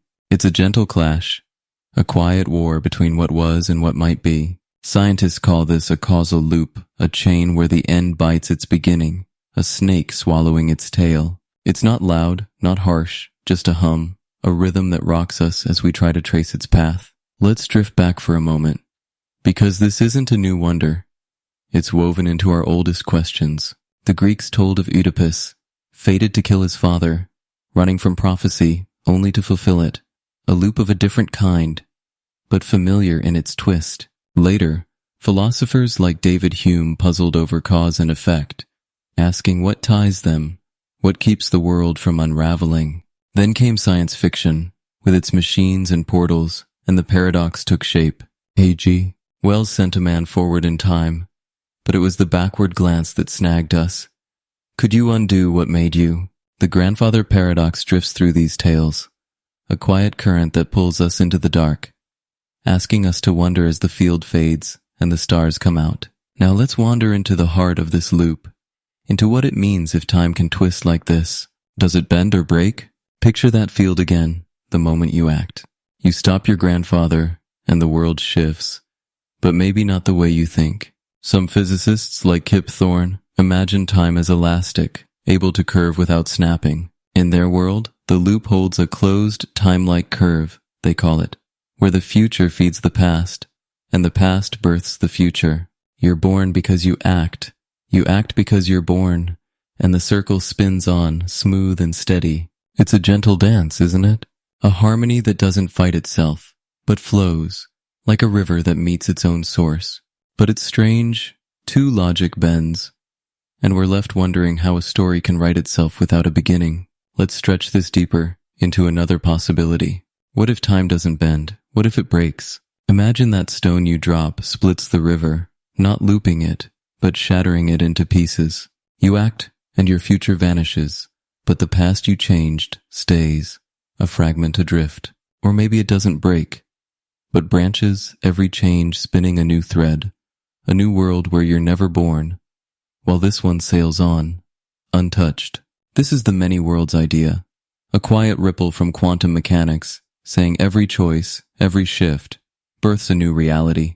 You kill your grandfather in one thread, but here, in this field, he lives, and you stand, caught between. It's a soft multiplicity, a web of possibilities that leaves us lost, drifting through strands we can't see. Take a slow breath now, inhale, exhale, and let that settle. It's not a weight, not a fear, just a whisper, rocking you as the night deepens. Let's linger here, in the sway of this paradox, and feel its texture. Picture yourself back in that machine, the hum steady, the air trembling. You step out, act, and the loop begins, or the threads split. What does it mean for you, for time, for everything? If it's a loop, you're trapped. A player in a script you can't rewrite. Every move locked in place. It's a quiet fate, isn't it? Not cruel, but still, a circle you can't step out of. If it's a break or a branch, you're free but lost. A traveler with no home, no anchor. The past you touch drifts away. A memory that doesn't match the now. It's a gentle unraveling. A question that doesn't demand an answer but hums, soft and persistent, blending with the rustle of the grass. This paradox drifts beyond the field, into the stories we tell, Think of a movie where a traveler changes the past only to find the future strange. Back to the Future, with its fading photos, or Looper, with its scars that shift, or a book where time holds firm. Every change already written, like a prophecy fulfilled. Science wrestles with it too. Einstein's equations allow time to curve. Hawking's chronology protection says it can't, guarding the past like a gate. The grandfather paradox sits between, a quiet bridge from tale to theory, asking us to wonder as the stars wheel overhead. It's not just about machines or math. It's about us, about the threads we pull, the loops we live. Let's bring it closer, into this moment. You're here, listening, the field a thought away. What if you could step back, not to your grandfather, but to yesterday, to an hour ago? What if you changed something small? A word, a glance, and the loop began. Would you feel it, the twist of time under your feet? Or would it drift past, silent, leaving you in a new thread without knowing? It's a soft mystery, one that doesn't bite but hums, blending with your breath. The time traveler's loop isn't here to trap you. It's here to cradle you, to rock you gently as the dusk fades into dark. Whether time bends or breaks, whether it spins one thread or many, we're here, living it, feeling it, one moment at a time. Let's stretch this further, into the quiet of what might be. Picture time not as a river, but a tapestry threads crossing, looping, splitting under an unseen hand.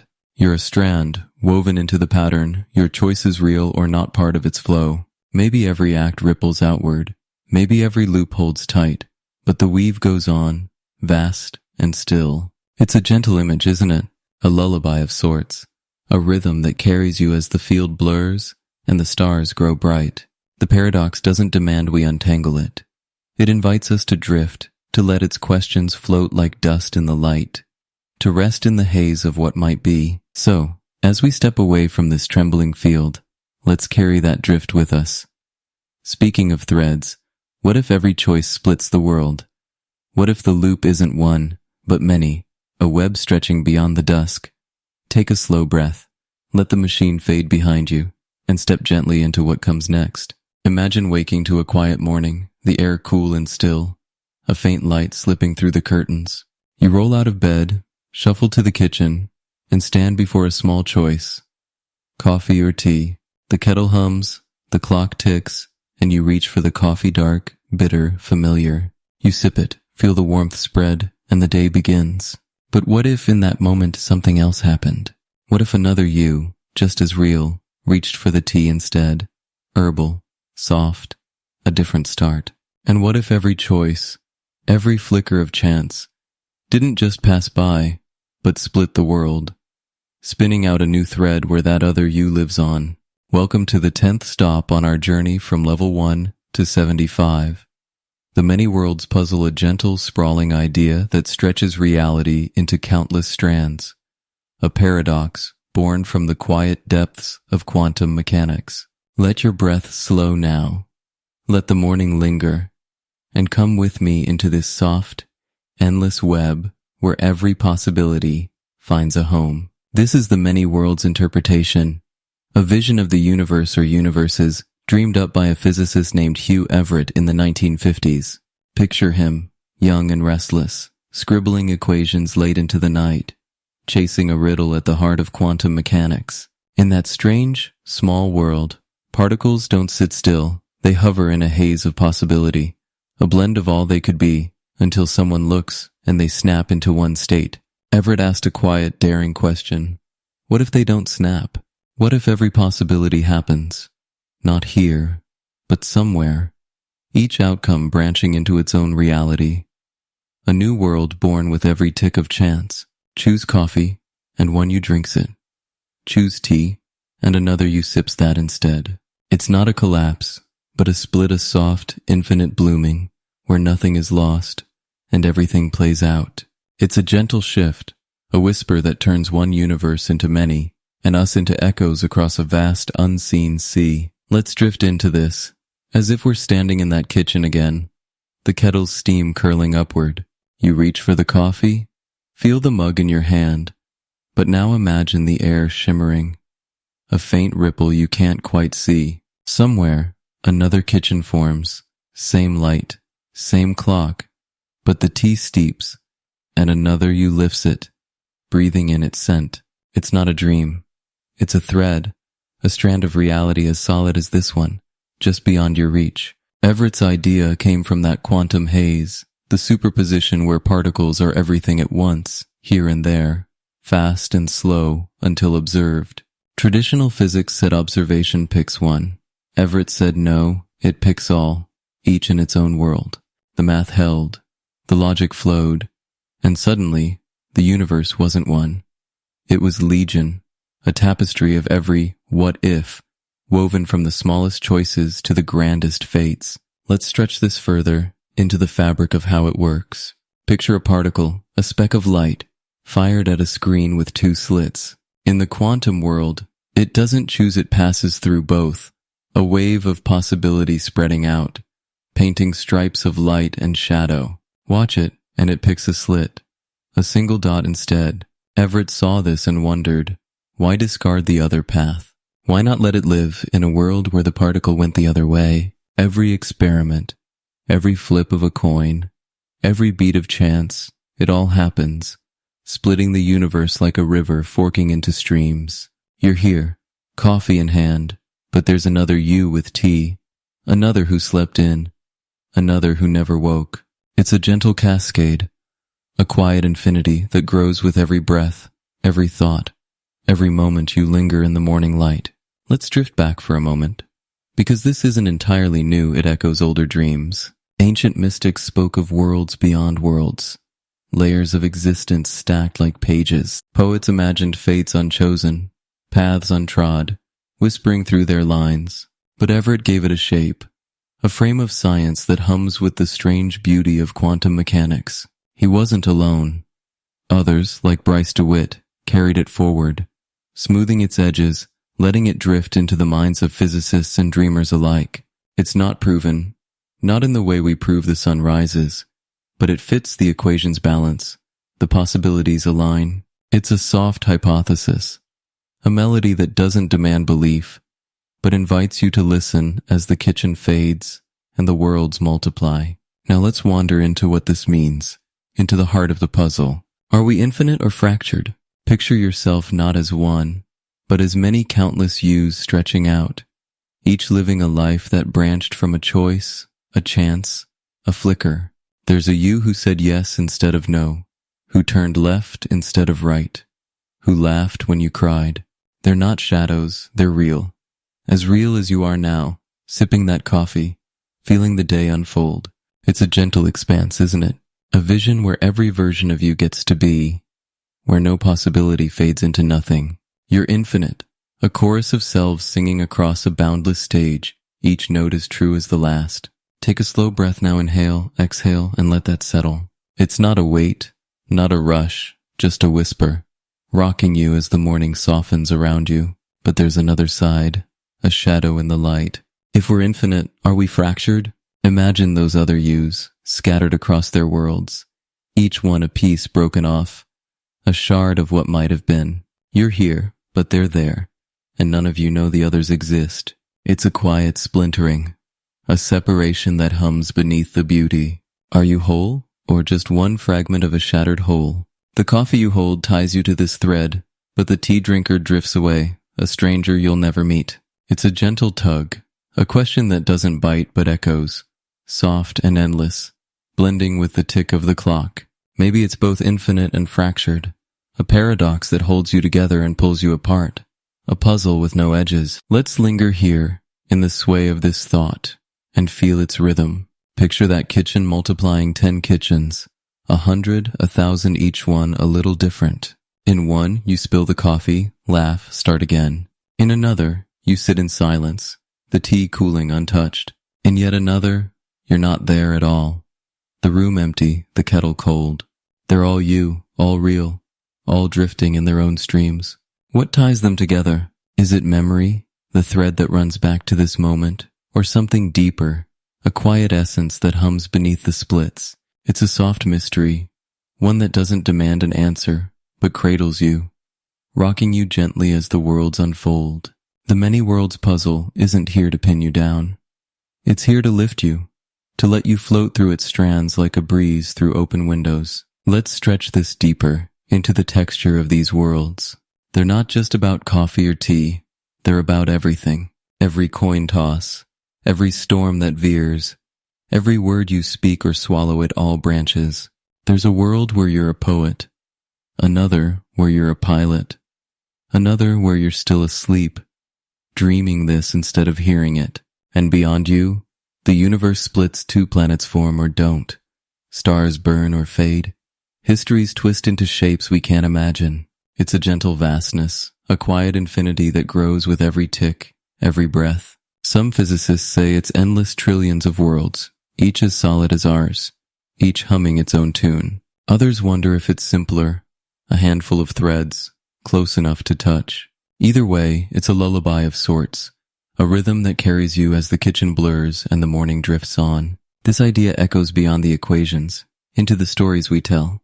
Think of a book where every ending lives, the garden of forking paths, with its maze of fates, or a film where realities overlap, shadows of what could be. Science fiction loves this dance world splitting, heroes chasing their other selves.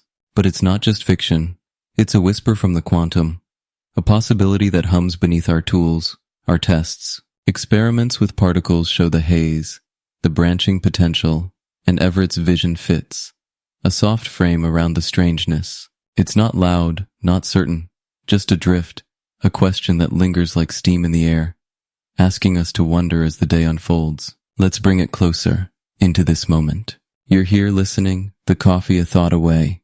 What if another you is listening too, in a world where the tea won out, where the light falls different? What if they're as real as you? Their breath is steady, their night is quiet.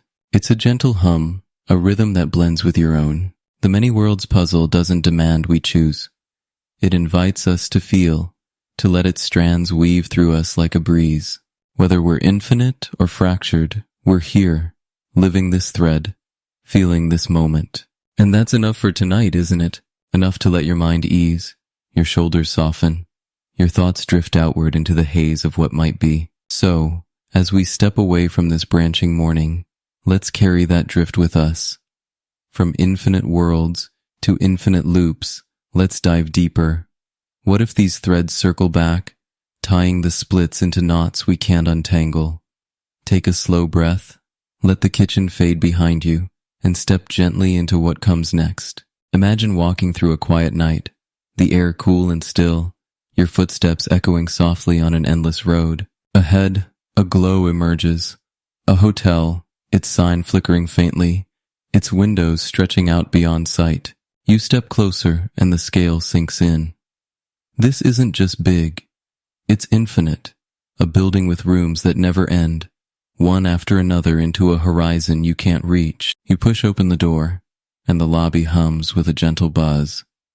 Every room is full, the clerk tells you, every bed taken by a guest who's settled in for eternity. But then he smiles, a calm, knowing curve, and says there's space for you.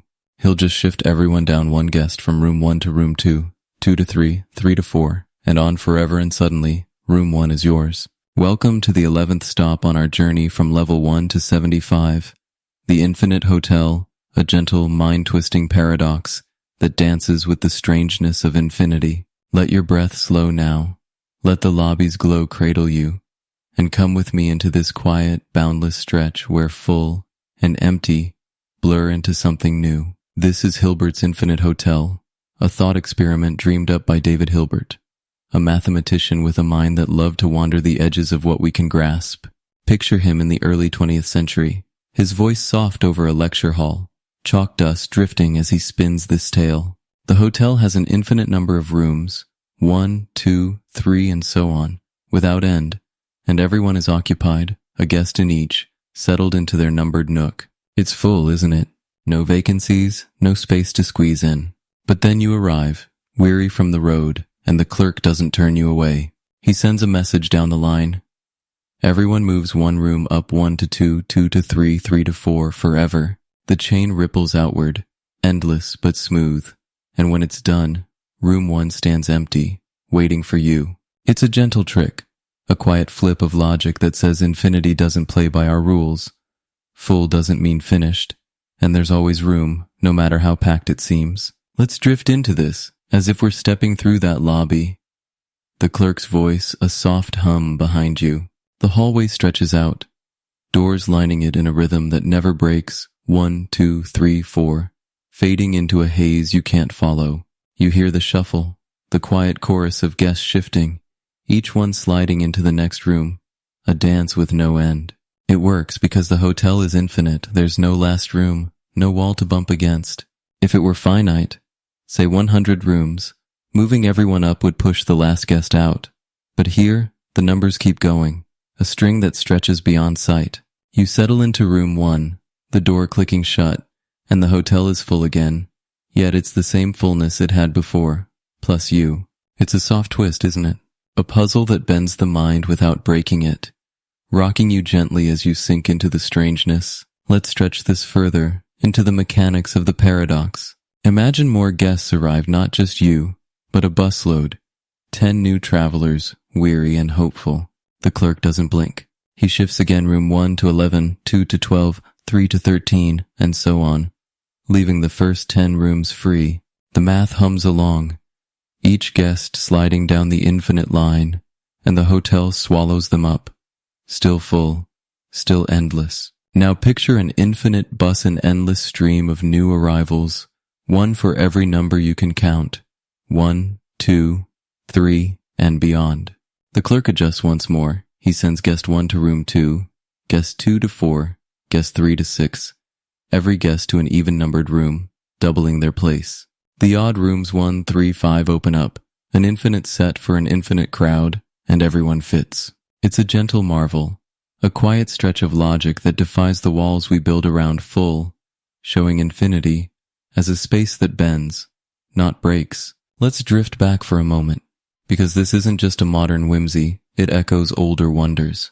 The Greeks wrestled with infinity, Zeno cutting steps into halves that never end, Aristotle frowning at the boundless.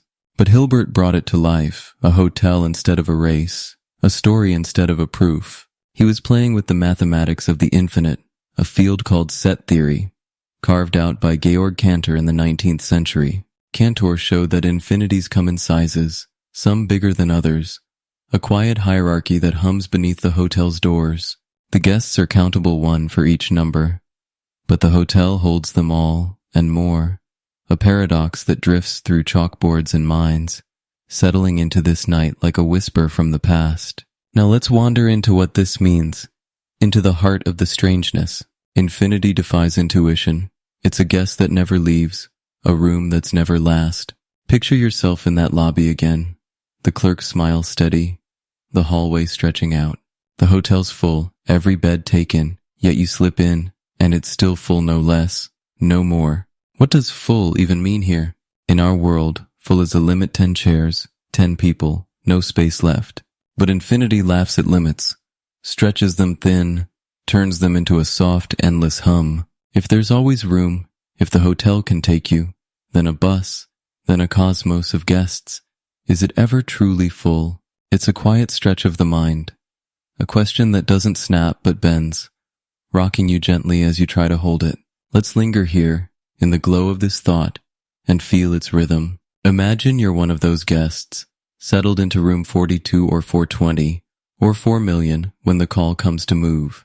You step out, shuffle down the hall, slip into the next room, and the dance goes on. You're part of something vast, a chain with no end, and yet it feels steady, doesn't it? The hotel doesn't collapse, doesn't falter. It swallows the shift, holds the infinite with a calm, quiet grace. It's a gentle paradox, a mirror to how we see space, number, being. We want edges, don't we? A last room, a final count. But here, the edges dissolve, and we're left drifting, cradled by a logic that hums beyond our grasp. Let's stretch this deeper, into the texture of infinity's strangeness. What if the hotel grows wilder? Picture not one infinite bus, but an infinite number of infinite buses, each carrying endless guests, a fleet that floods the lobby. The clerk, unruffled, finds a way. He maps them first, bus to rooms 1, 2, 3, second to 10, 20, 30, third to 100, 200, 300, spreading them across the numbers like stars across a sky. It's a quiet choreography, a dance of sets and spaces, and the hotel takes them all, still full, still open. Cantor's infinities hum here, some bigger, some smaller, yet all fitting into this endless frame. It's a soft unraveling, a thread that pulls at what we mean by enough, leaving us floating in a sea of rooms that never close. This paradox drifts beyond the hotel, into the world we touch. Think of the stars above, countless, stretching out, yet the sky holds them, a canvas with no edge, or the numbers in your mind 1, 2, 3 and on, a line you can't finish, yet it's whole, complete in its endlessness. The infinite hotel echoes through these, a quiet lens that bends how we see the boundless.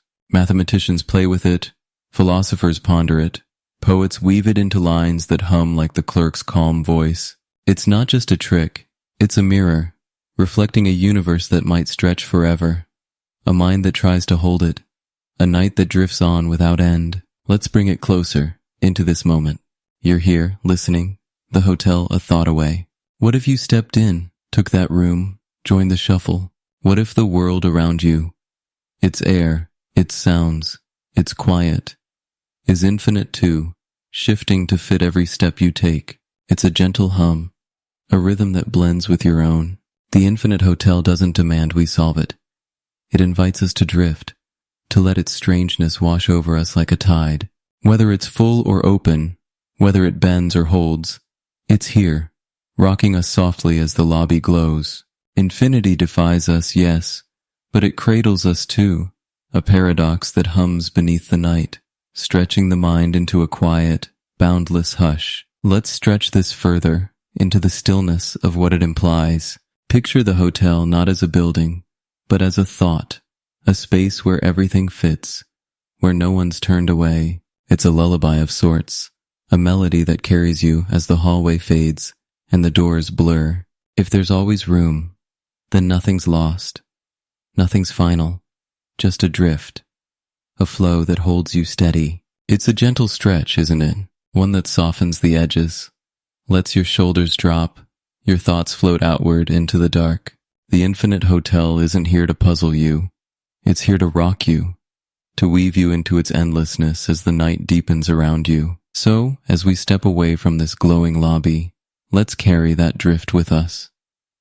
From infinite space to infinite regress, let's ask, what came first? What if the hotel's rooms stretch not just forward, but back into a past that never begins?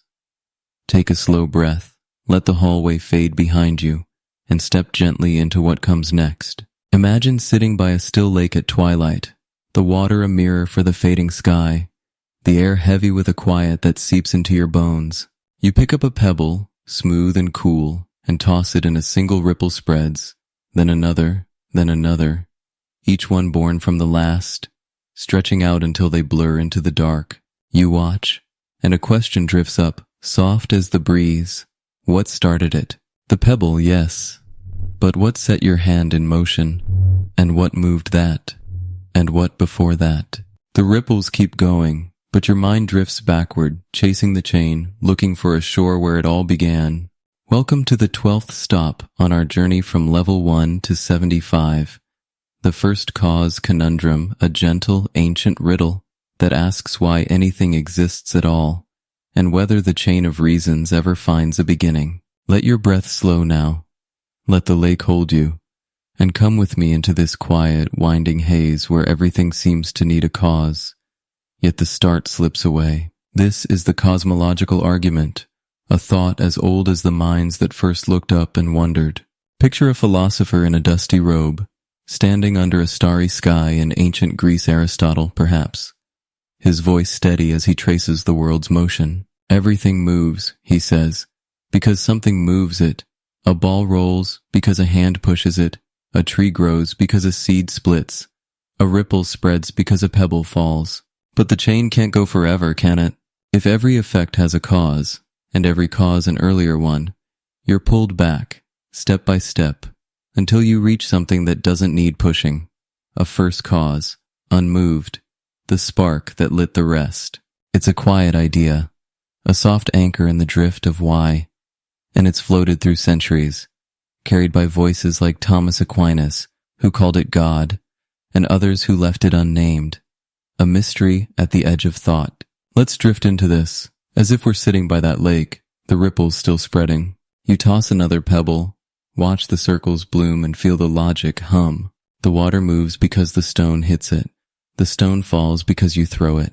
Your hand moves because your mind wills it, and back it goes, through nerves and choices, through years and stars, through the birth of the earth and the fire of the cosmos.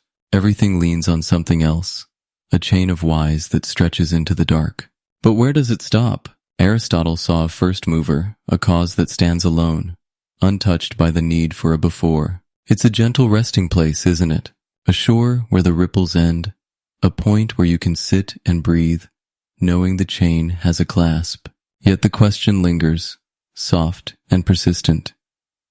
If everything needs a cause, what caused that? Let's stretch this further, into the tangle of the conundrum. Picture that first cause, a spark, a will, a something sitting at the start, steady and still. It begins the chain, sets the pebble rolling, but it has no maker, no mover of its own. It just is, eternal, uncaused. It's a quiet leap, a step outside the rules we've traced. Everything else needs a why, but this doesn't. It feels like cheating, doesn't it? Like slipping a card from the deck when no one's looking, a trick to stop the chase. Philosophers have wrestled with this, their voices soft over candlelit pages. Aquinas leaned into it, saying God needs no cause. God's essence is existence, a circle that holds itself. But others pause, frowning into the dark. If we accept an uncaused cause, why stop there? Why not a dozen, a cosmos of beginnings? It's a gentle knot, a twist that hums beneath the lake's surface, rocking us as we try to hold it. Let's drift deeper now into the other side of the riddle. What if there's no first cause? What if the chain doesn't stop, but stretches back forever? An infinite regress, a line with no shore. Picture it. You toss the pebble, your hand moves, your mind wills, and back it goes through your birth, through the earth's cooling, through the stars forging, through time itself, and still it keeps going, cause after cause, an endless ripple in reverse. It's a soft infinity, a quiet drift that never lands, no beginning, just motion, each why leaning on another, forever. But that feels impossible, doesn't it? Your mind stumbles, reaching for a start, a root, something solid to rest on. If there's no first push, how does anything begin? How does the lake ripple at all? It's a gentle clash, a whisper that pulls at intuition, leaving us floating in a haze of maybe. Let's linger here, by the lake's edge, and feel the weight of both paths. The uncaused cause, a spark that needs no why, sits like a stone in your hand, steady but strange. It's an answer, a place to pause, but it bends the rules, slips past the chain we followed. The infinite regress, a chain with no end, stretches out like the water before you, smooth and boundless. Yet it defies the need for a start, a logic that hums without breaking. Neither feels quite right, do they? One cheats, one drifts, and we're caught between, rocking on the tide of the question. Take a slow breath now. Inhale, exhale, and let that settle. It's not a burden, not a demand, just a quiet stretch, a ripple that carries you as the twilight deepens. Let's stretch this further into the stories woven around it. Picture a medieval scholar, Aquinas, his quill scratching parchment, tracing God as the first cause, the unmoved mover who sets the world spinning. His voice is calm, certain, a thread from Aristotle woven into faith. Now drift to a modern scientist, peering through a telescope, chasing the Big Bang, a moment of fire and light, a start to time itself. It's a first cause of sorts, isn't it? A bang that echoes through the cosmos, birthing stars and lakes and you. But what lit the fuse? What pushed the bang? The chain creeps back, and the conundrum hums again. Science meets philosophy, and the question drifts on, soft as the night. Even the ancients felt it. Creation myths of gods born from chaos, or worlds rising from nothing, all reaching for that shore where the ripples begin. Let's drift deeper now, into what this means for everything. If there's a first cause, a spark that needs no why, what is it? Is it a mind, a will, a force, something we call God, or something stranger, a quiet hum at the edge of being? It's a gentle anchor, a point where the chain holds fast, but it leaves us wondering why this and not something else. If it's infinite regress, a chain with no start, then the universe is a dance with no choreographer, a ripple with no pebble, a story with no first page. It's a soft vastness, a drift that stretches beyond sight, and yet it feels fragile. How does it stand without a base? Both paths pull at us, don't they? One offers rest, one offers motion, and we're here, by the lake, caught in the sway of the maybe. This conundrum drifts beyond the lake, into the world we touch. Think of a clock ticking each second born from the last, but what wound it? Or a tree growing its seed from soil, soil from rock, rock from stars. And back it goes, a chain we trace but never finish. The first cause conundrum hums through these, a quiet lens that bends how we see beginnings. Scientists chase it in the cosmos. Philosophers ponder it in silence. Poets weave it into lines that ripple like the water before you. It's not just a question, it's a mirror, reflecting a mind that seeks roots, a heart that drifts between the solid and the endless, a night that holds us as we wonder. Let's bring it closer, into this moment. You're here listening, the lake a thought away. What started you, your breath, your thoughts? This quiet now. Trace it back through your day, your years, your birth, and the chain hums, steady and soft. Does it stop at a spark that needs no why? Or does it drift forever, a ripple with no shore? It's a gentle mystery, one that doesn't bite but cradles, blending with the stillness around you. The first cause conundrum isn't here to trap you. It's here to rock you, to weave you into its question as the twilight fades into dark. Whether it's a start or a stretch, whether it bends or flows, we're here, feeling it, living it, one ripple at a time. Let's stretch this further, into the hush of what it implies. Picture the chain not as a line, but a circle. Each cause looping back, touching its own tail, a quiet dance that needs no first step, or a web threads crossing, holding each other, a pattern with no edge. It's a lullaby of sorts, a rhythm that carries you as the lake blurs and the stars come out. The conundrum doesn't demand we choose. It invites us to rest, to let its ripples wash over us like a tide, to drift in the haze of what might be. An uncaused cause feels like a gift. Infinite regress feels like a dream. And here we are between them, cradled by the question as the night deepens. So, as we step away from this still lake, let's carry that drift with us. If beginnings confuse us, what about endings? What if the chain stretches forward, into a quiet we can't see? Take a slow breath, let the ripples fade behind you, and step gently into what comes next. Imagine drifting through a vast, empty sea not of water, but of stars, their light faint and scattered, pinpricks in a darkness that stretches beyond measure. You're weightless, carried by a silence so deep it hums in your bones, the air, or lack of it, cool and still. The universe sprawls around you, once alive with fire and motion, now slowing, softening, settling into a hush. The stars dim, one by one, their fuel spent, their glow fading into the black. There's no rush, no crash, just a gentle drift toward stillness, a quiet unraveling of everything that ever burned or moved. Welcome to the 13th stop on our journey from level 1 to 75. The heat-death whisper, a soft cosmic hypothesis that predicts an end not in chaos, but in silence, where entropy reigns, and all things even out into nothing. Let your breath slow now. Let the dark cradle you, and come with me into this quiet, endless fade, where the universe whispers its own lullaby. This is the heat-death hypothesis, a story born from the laws of thermodynamics, those quiet rules that govern energy and its dance. Picture a scientist in the 19th century, Lord Kelvin, perhaps his voice steady over a flickering lamp, tracing the fate of the cosmos. Energy flows, he says, from hot to cold, from order to disorder, a river that never turns back. It's called entropy, this creeping spread of chaos, and it's in everything. A cup of tea cooling on your table, a fire dying to ash, a star collapsing into dust. The second law of thermodynamics hums beneath it.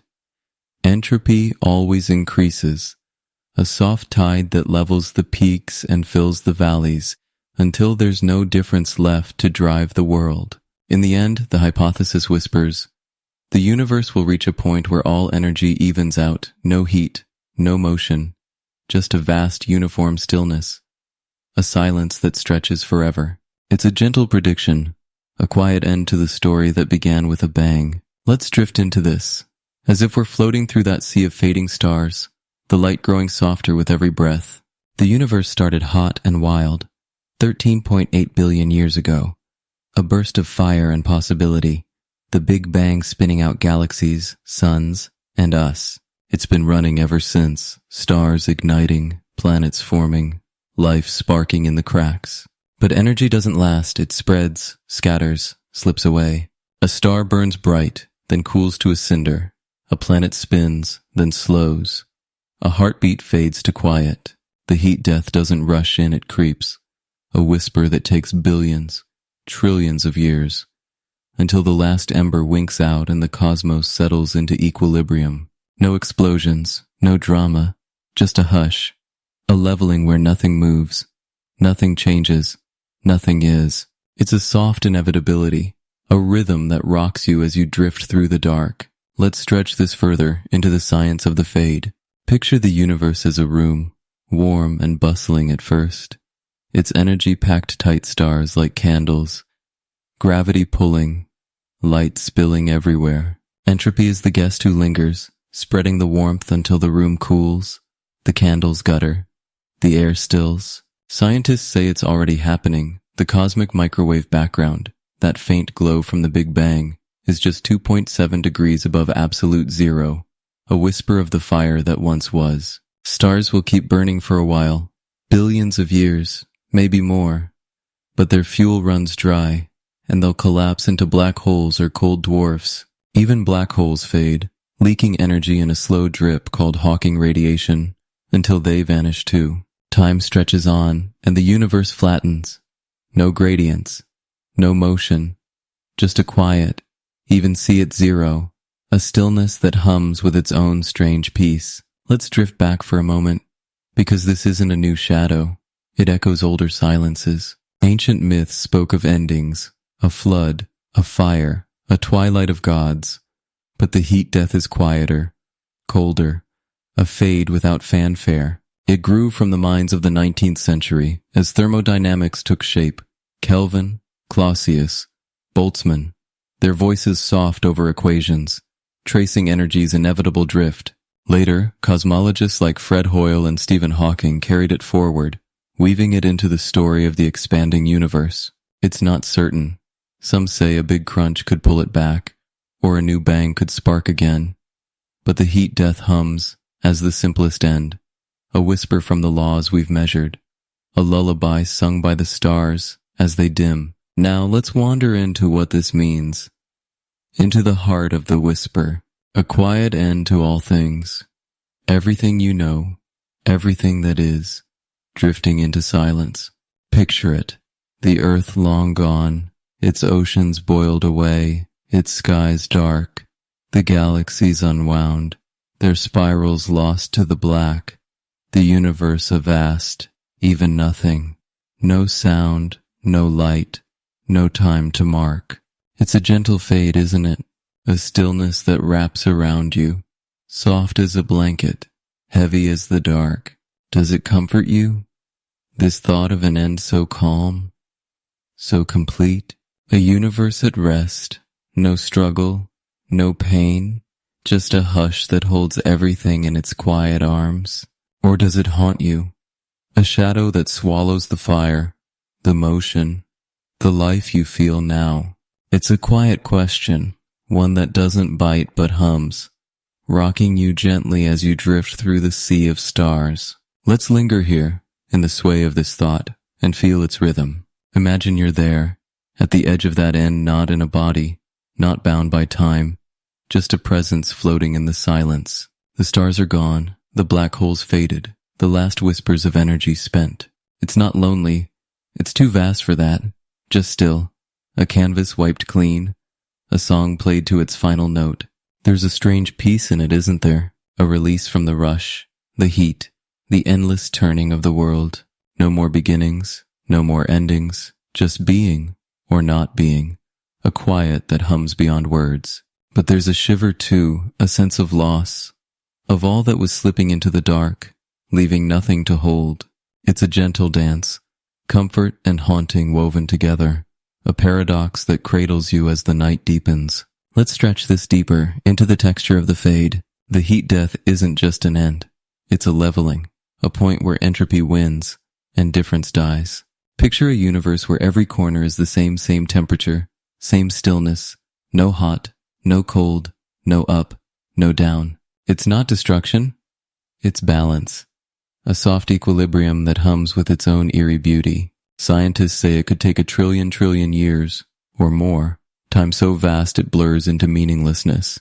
The protons in your atoms might decay, the fabric of matter unwinding, until even the dust is gone, and only the silence remains. It's a quiet unraveling, a thread that pulls at what we mean by end, leaving us floating in a sea that's neither alive nor dead, just still. This whisper drifts beyond the stars, into the world we touch. Think of a fire burning low, its crackle fading, its warmth spreading until the room cools to one soft hum, or a breath you take, air moving in, then out, then still, a tiny echo of the cosmos drift. The heat death whisper hums through these, a quiet lens that bends how we see endings. Poets weave it into lines of dusk and dust. Scientists trace it in the expanding dark. Philosophers ponder it in the silence of their rooms. It's not just a fate. It's a mirror, reflecting a universe that runs down. A mind that wonders why. A night that holds us as we drift toward its edge. Let's bring it closer into this moment. You're here, listening. The sea of stars a thought away. What ends here? The breath you hold, the light you see, the quiet now. Trace it forward through days, through years, through eons, and the whisper hums, steady and soft. Does it comfort you, this fade to stillness, a rest so deep it swallows time? Or does it haunt you, a silence that takes the warmth, the pulse, the you that feels this now? It's a gentle mystery, one that doesn't demand an answer, but cradles, blending with the dark around you. The heat death whisper isn't here to wake you, it's here to rock you, to weave you into its hush as the stars fade into black. Whether it's peace or shadow, whether it's near or far, we're here, drifting with it, one breath at a time. Let's stretch this further, into the hush of what it implies. Picture the universe not as a fire, but a sigh, each spark a note, each fade a pause, until the song plays out and the silence holds. It's a lullaby of sorts, a rhythm that carries you as the sea blurs and the dark grows deep. The whisper doesn't force a choice. It invites you to rest, to let its stillness wash over you like a tide, to drift in the haze of what might be. A quiet end feels final, yet open a canvas that doesn't need paint, a story that doesn't need words, a night that hums its own soft truth. So, as we float away from this fading sea, let's carry that hush with us. From cosmic endings to personal ones, let's explore death's shadow. What if this whisper echoes closer, into the quiet we all face? Take a slow breath, let the stars fade behind you, and step gently into what comes next. Imagine lying in a soft meadow at dusk, the grass cool beneath you, the sky above a deepening blue streaked with the last threads of light. The air is still, the world quiet, and you let your mind drift to the years before you were born, a stretch of time vast and empty, a place where you weren't. It's a gentle blankness, isn't it? A silence that hums without weight, a darkness that doesn't press. Now let your thoughts drift forward, past this moment, past the meadow and the dusk, to a time after you're gone. A mirror of that earlier void, another span where you won't be. The two stretch out, one behind, one ahead, twin shadows framing the light of now, and yet one feels soft, the other sharp. Welcome to the 14th stop on our journey from level 1 to 75. The fearful symmetry, a gentle paradox from the mind of Epicurus, whispering that death is nothing to fear, though we tremble at its edge. Let your breath slow now, let the meadow hold you, and come with me into this quiet mirrored haze where being and not being meet. This is Epicurus's argument, a thought carved out over 2,000 years ago in a Greek garden, his voice calm amid olive trees and sunlight. Picture him there, sandals on stone, his words steady as he faces the shadow we all carry. Death, he says, is nothing to us. When we're here, it isn't. When it's here, we're not. It's a simple dance, a soft step from presence to absence. Before you were born, there was no you, no pain, no fear, no loss, just a stillness that didn't ache. After you're gone, it's the same, he insists. A return to that same non-existence, a mirror of the time before. Both are voids, both are nothing, yet we greet them differently. The past with a shrug, the future with a shiver. It's a gentle riddle, a quiet twist that asks why we fear one and not the other. Why symmetry breaks in the heart when it holds in the mind. Let's drift into this, as if we're lying in that meadow. The grass a cradle, the dusk a veil. Close your eyes for a moment. Feel the quiet before you, the years when the world spun without your name. It's a soft expanse, isn't it? A time when the meadow grew, the stars wheeled, the wind sighed, and you weren't there to see it. There's no sting in that, no pull, just a stillness that hums, a blank page you don't miss. Now let your mind drift the other way, past the dusk, past the breath you're taking, to a time when the meadow will grow again, the stars will wheel again, and you won't be there to feel it. It's the same stillness, the same blankness, Epicurus whispers, non-existence before, non-existence after, a perfect pair. Yet the second stirs something, doesn't it? A quiet tremor, a shadow that lingers. It's a gentle asymmetry, a paradox that rocks you as the night settles in. Let's stretch this further, into the shape of his thought. Epicurus wasn't guessing, he was reasoning, tracing the edges of what we are. You exist now here, in the meadow, with the grass and the dusk and the hum of your own breath. Death isn't here. It's a line you haven't crossed, a door still shut.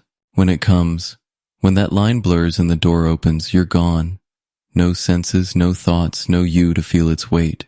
It's a quiet flip, a switch from being to not being. And in that not being, there's no room for fear, he says.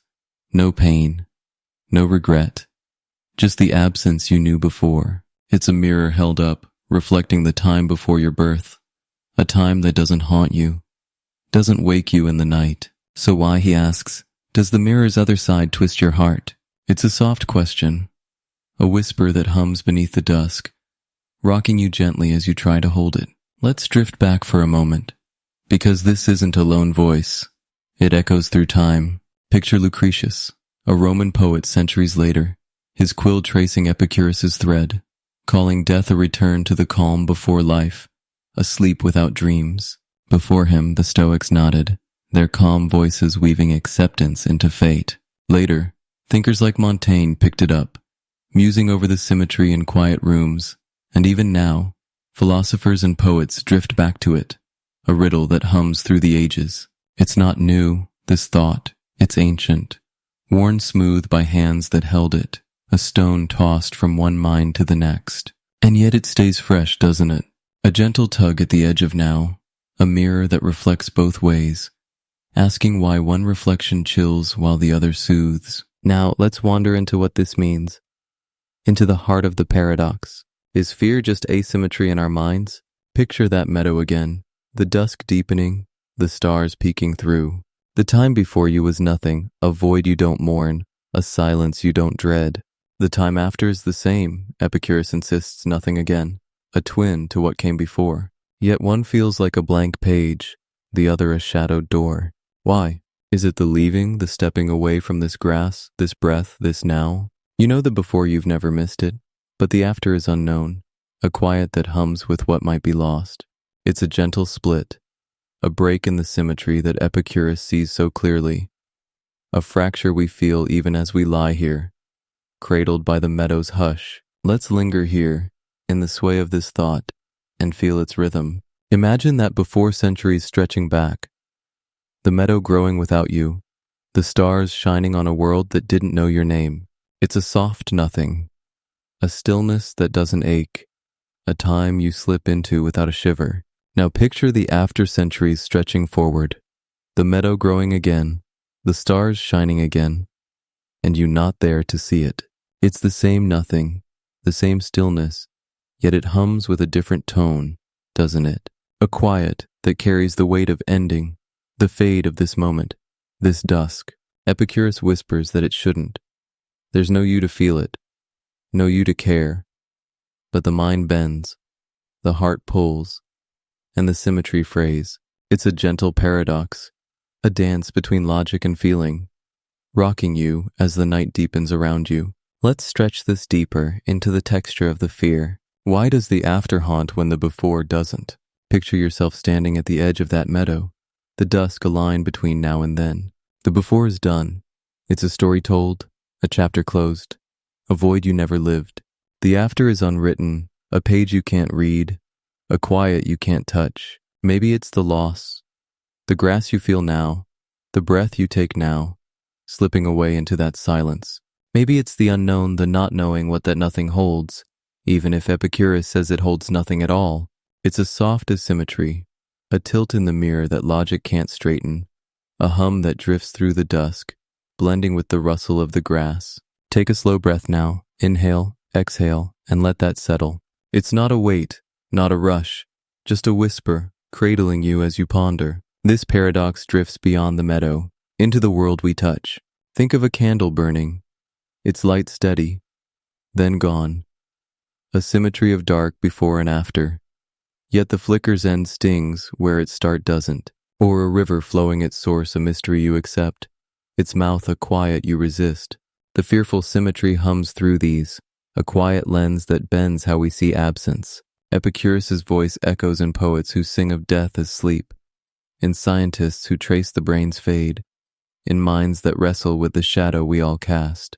It's not just a thought, it's a mirror, reflecting a heart that fears what it can't know, a mind that seeks balance in the tilt, a night that holds us as we drift toward its edge. Let's bring it closer into this moment. You're here listening, the meadow a thought away. Before you were, there was nothing no you to feel this grass, this dusk, this now. After you are, there'll be nothing no you to miss it, to mourn it, to know it's gone. It's a gentle pair, a symmetry Epicurus holds up, yet the second hums with a shadow the first doesn't. Is it just the mind, bending what should be straight? Is it just us, painting fear where there's none?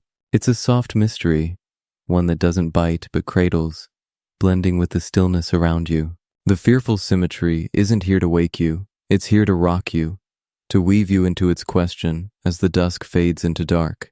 Whether it's logic or feeling, whether it comforts or haunts, we're here, living it, breathing it, one moment at a time. Let's stretch this further, into the hush of what it implies. Picture the symmetry not as a break, but a circle before and after touching, a quiet loop that holds you in its curve. It's a lullaby of sorts, a rhythm that carries you as the meadow blurs and the stars grow bright. The paradox doesn't demand we choose. It invites us to rest, to let its mirror reflect without forcing an answer, to drift in the haze of what might be. Death as nothing feels steady, yet the fear hums soft, a gentle stretch, a whisper that softens the edges, lets your thoughts float outward into the night. So, as we step away from this quiet meadow, let's carry that drift with us. If death is nothing, what about nothingness itself? What if the symmetry holds a deeper shadow, a quiet we can't name?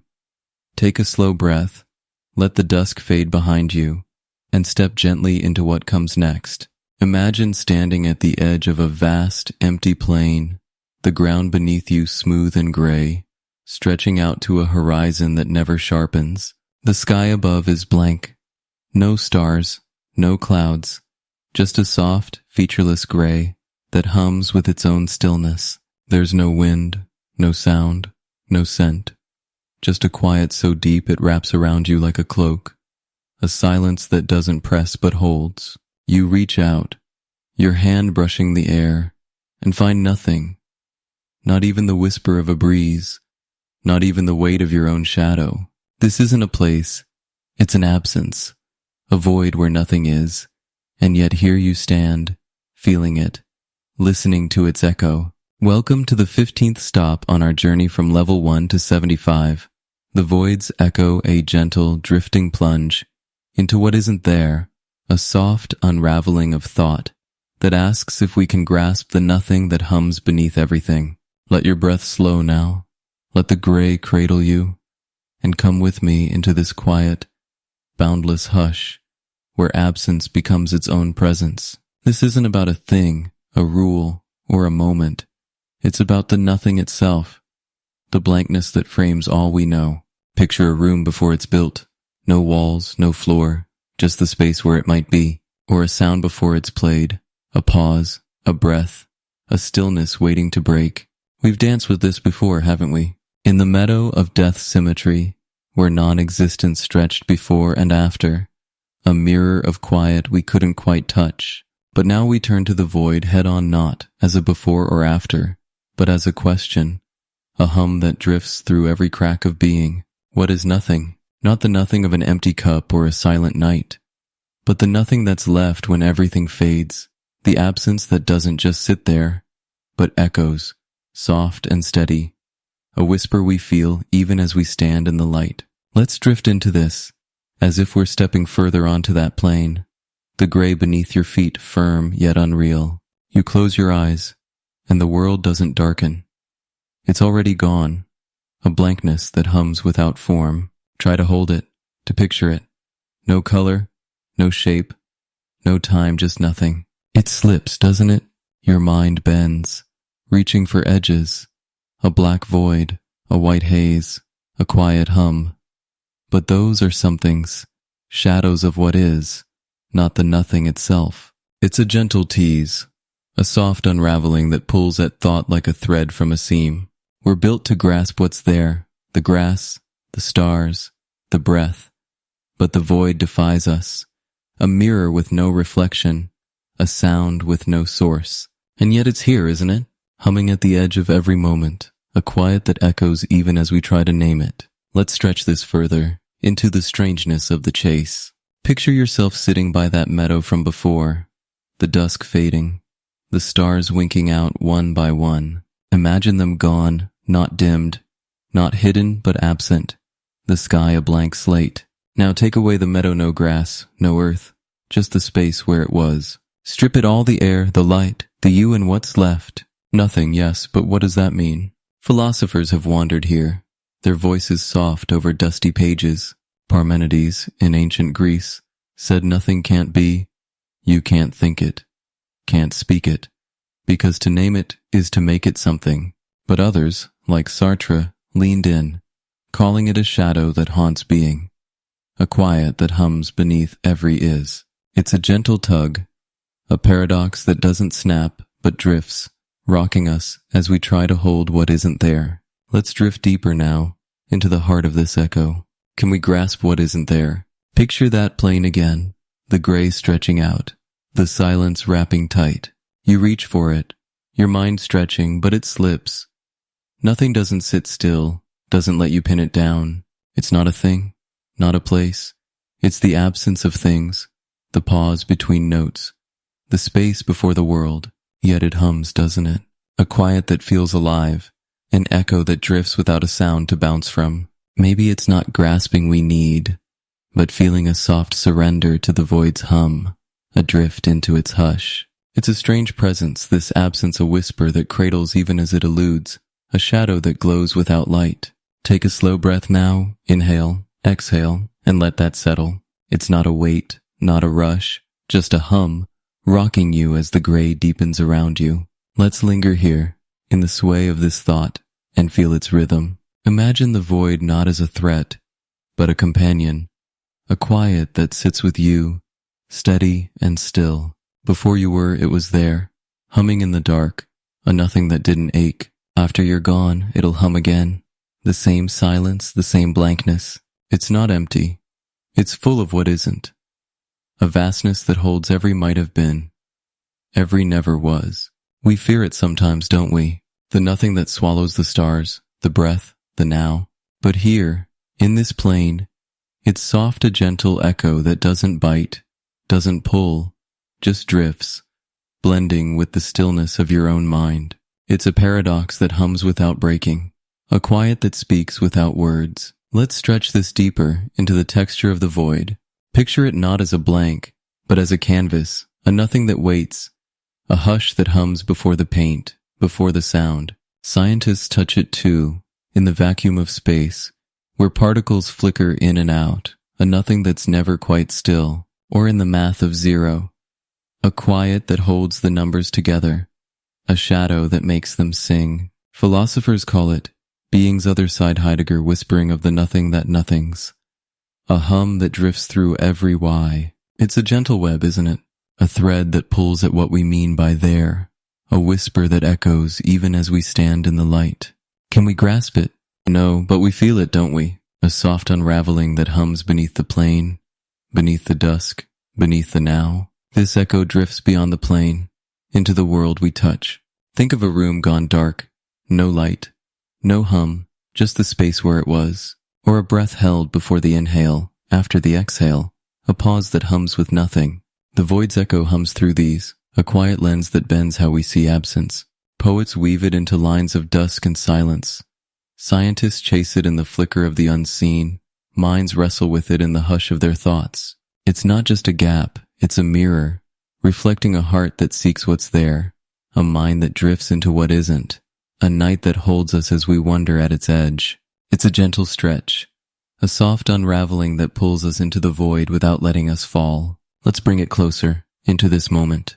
You're here listening, the plane a thought away. What's the nothing behind your breath, the silence beneath your thoughts? Reach for it. A quiet before this word, a hush after this night, and feel it slip, soft and steady. It's not a thing to hold. It's a hum to drift with, an echo that cradles even as it fades. The void isn't far, it's here, in the spaces between, the pauses you don't name. Can we grasp it? Maybe not, but we hear it, don't we? A whisper that hums through the gray, through the meadow, through the you that feels this now. It's a soft mystery, one that doesn't bite but rocks, blending with the stillness around you. Let's stretch this further, into the hush of what it implies. Picture the void not as an end, but a beginning, a nothing that hums before everything, a quiet that holds the spark of what is. It's a lullaby of sorts, a rhythm that carries you as the plane blurs and the gray grows deep. The void's echo doesn't demand we catch it. It invites us to drift, to let its hum wash over us like a tide, to rest in the haze of what isn't there. Nothing feels vast, yet close, a shadow that hums with its own soft truth, a silence that echoes without sound, a night that cradles us as we drift toward its heart. Let's linger here a little longer, in the stillness of this thought. Imagine the void as a friend, not cold, not cruel, but steady, a quiet that sits with you as the world fades. It's not absence as loss, it's absence as space, a hum that holds every maybe, every never. We can't grasp it, no, but we can feel it, can't we? A soft unraveling that drifts through the gray, through the dusk, through the now, rocking us gently as the silence grows. It's a paradox that hums without breaking, a whisper that cradles even as it slips, a quiet that echoes through the plain and into the night. So, as we step away from this boundless hush, let's carry that drift with us. From nothing to everything, let's weigh the odds. What if the void's echo hums beneath it all, a quiet that births the stars, the breath, the now?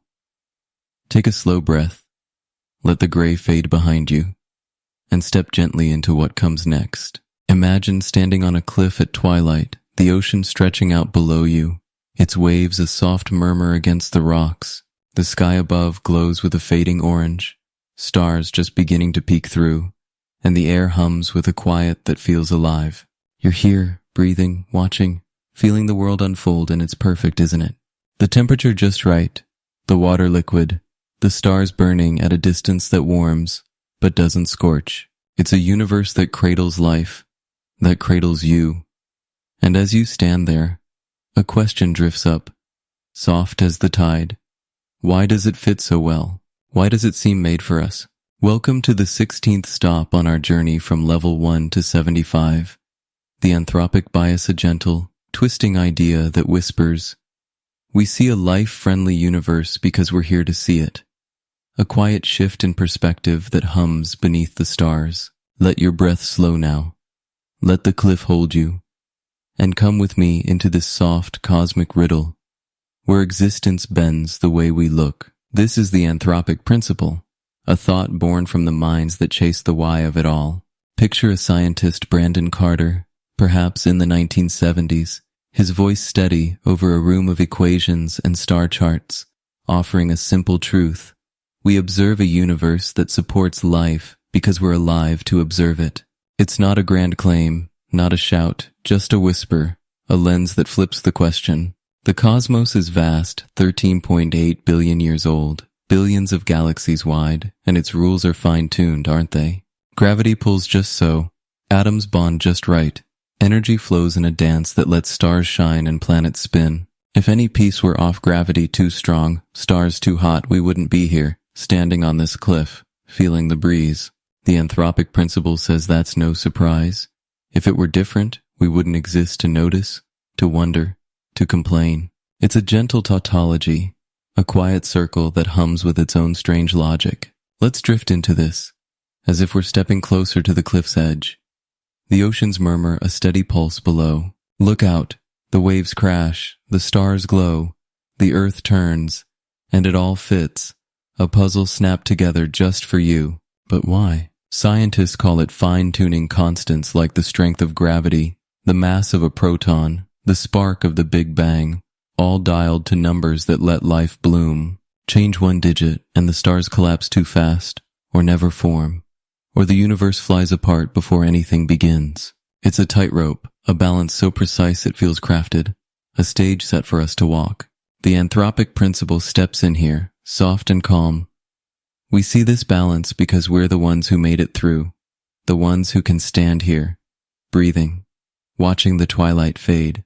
It's a quiet twist, isn't it? A perspective that doesn't explain the tuning, but explains why we see it, rocking you gently as the waves roll in. Let's stretch this further into the fabric of the cosmos. Picture the universe at its birth. A fireball, a burst of everything, rules locked in from the start. Scientists say there's a range, a narrow window, where those rules allow life. Too much dark energy and galaxies never clump. Too little and it all crushes back. The odds feel slim, don't they? A trillion other settings where nothing grows, where no eyes open, no minds wonder. Yet here we are, on this cliff, the ocean alive, the stars steady. The anthropic principle hums beneath this. We're not in those other universes, those silent ones, because we couldn't be. We're in this one, the one that worked, the one that let us stand here, feeling the salt on the breeze. It's a gentle filter, a soft sieve that sifts out the lifeless and leaves us with the living, a whisper that drifts through the twilight. Let's drift back for a moment because this isn't a new wonder, it echoes older voices. Picture a philosopher in a candlelit room. Leibniz, maybe his quill scratching as he calls this the best of all possible worlds, a place shaped for reason, for us. Before him, theologians saw a divine hand, tuning the cosmos for life, a design too perfect for chance. The anthropic principle shifts that lens, strips the intent, and leaves the observation. We're here because we can be, a quiet shrug that hums through centuries. It's not faith, not science alone, just a thought, a thread woven from the stars to the cliff, a riddle that hums beneath the waves, asking us to ponder as the night deepens. Now let's wander into what this means, into the heart of the twist. Is it design or survivor's luck? Picture that cliff again, the ocean below, the stars above. It feels made, doesn't it? A universe so welcoming, so right. It's easy to imagine a hand behind it, a mind, a will, a purpose setting the dials just so. Some hear that hum and call it God, a quiet architect who tuned the strings for us to play. It's a gentle comfort, a soft glow that wraps around you, a sense that the cosmos cares, that you're meant to stand here, breathing this air. But the anthropic principle offers another whisper. Maybe it's luck, a roll of infinite dice where only the winners wake up. In a sea of possible universes, some cold, some crushed, some empty, we're the survivors, the ones who hit the narrow mark, the ones who can look out and wonder why. It's a quiet flip, a perspective that hums with both wonder and chance, rocking you as the twilight fades. Let's linger here in the sway of this thought and feel its rhythm. Imagine those other universes, countless, silent, stretching out beyond the cliff, beyond the stars. In one, gravity chokes the light and no eyes open. In another, the Big Bang fizzles and no worlds form. They're there, humming their own hush, but we're not because we can't be. We're here, in this one, the one that fits, the one that hums with waves and breath and dusk. Is it design? A gentle hand guiding the odds, a will that wanted this cliff, this you? Or luck, a cosmic lottery where we drew the ticket, the only ones left to stand and see?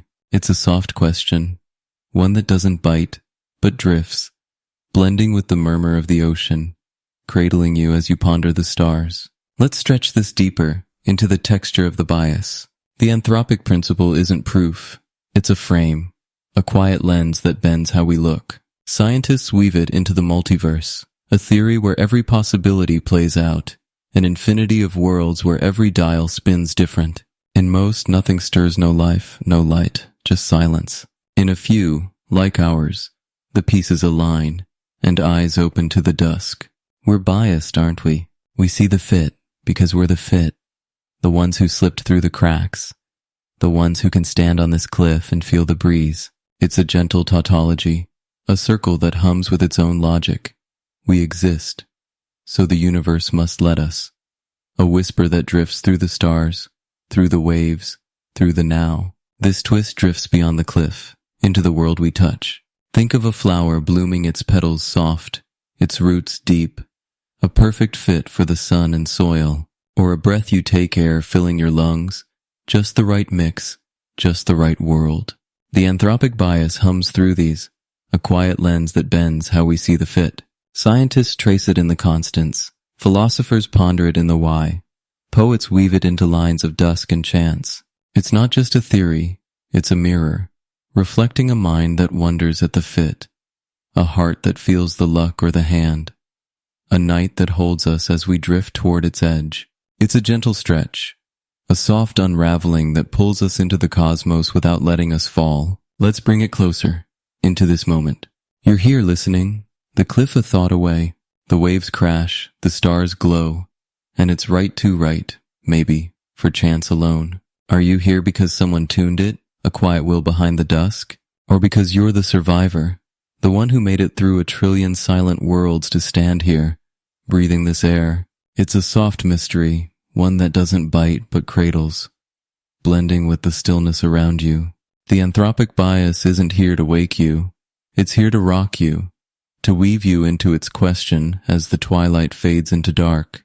Whether it's design or luck, whether it's meant or found, we're here, feeling it, living it, one breath at a time. Let's stretch this further into the hush of what it implies. Picture the universe not as one, but many a sea of possibilities, each humming its own tune, each fading or blooming beyond the cliff. You're a note in this one, a thread in this dusk, a whisper in this fit. It's a lullaby of sorts, a rhythm that carries you as the ocean blurs and the stars grow bright. The bias doesn't demand we choose. It invites us to drift, to let its twist hum through us like a tide, to rest in the haze of what might be. Design feels warm, luck feels vast, and here we are between them, cradled by the question as the night deepens. So, as we step away from this twilight cliff, let's carry that drift with us. If we're here by chance, what about our thoughts? What if the mind that wonders at the fit is just another roll of the dice, a hum in the dark? Take a slow breath, let the waves fade behind you, and step gently into what comes next. Imagine lying on a riverbank at dusk, the water a gentle murmur beside you, reeds swaying in the soft breeze, their slender stalks bending but not breaking. The sky above stretches wide, a deepening blue flecked with stars, and you feel small against the vastness, small against the endless flow of the river and the night. Your body rests on the cool earth, fragile, fleeting, a whisper of dust and breath, yet your mind drifts out past the reeds, past the stars, into the quiet expanse of everything, chasing questions bigger than the sky. You're weak, yes, a reed in the wind, but you think, you wonder, you reach. Welcome to the 17th stop on our journey from level 1 to 75. The thinking reed, a gentle paradox from Blaise Pascal, a whisper that hums through our frailty and our infinity. Let your breath slow now, let the river cradle you, and come with me into this soft, swaying dance, where smallness meets the vast. This is Pascal's vision, a thought born in the 17th century, his voice steady over candlelit pages in a quiet room. Picture him there, quill in hand, his heart torn between faith and reason, calling humans thinking reeds. A reed is nothing, he says, thin, hollow, easily snapped by the wind or crushed underfoot, a fleeting thing in a world of stone and storm. We're like that, aren't we? Our bodies brittle, our lives brief, a gust away from fading. Yet we think, we dream, we question, we stretch toward the infinite, our minds soaring where our hands can't reach. It's a quiet contrast, a soft pairing of weakness and wonder, a paradox that hums beneath the reeds, beneath the stars, beneath the you that lies here now. Pascal saw us as small, yes, but alive with a spark that defies our scale, a whisper that echoes beyond the riverbank. Let's drift into this, as if we're one of those reeds, swaying by the water's edge, the dusk settling around you. Feel your frailty, the weight of your body, the beat of your heart, the breath that comes and goes, so easily stilled. You're a thread, a flicker, a moment in the vast weave of time and space. The river flows on, the stars burn on, and you're nothing against them. A speck, a reed, bending in the breeze. But then your mind stirs.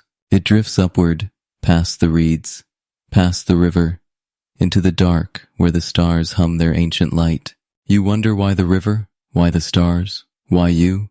Your thoughts stretch, reaching for infinity, for answers bigger than the sky, and suddenly, you're more than a reed, more than a speck. It's a gentle shift, a quiet leap that rocks you as the dusk deepens, a paradox that hums through your smallness.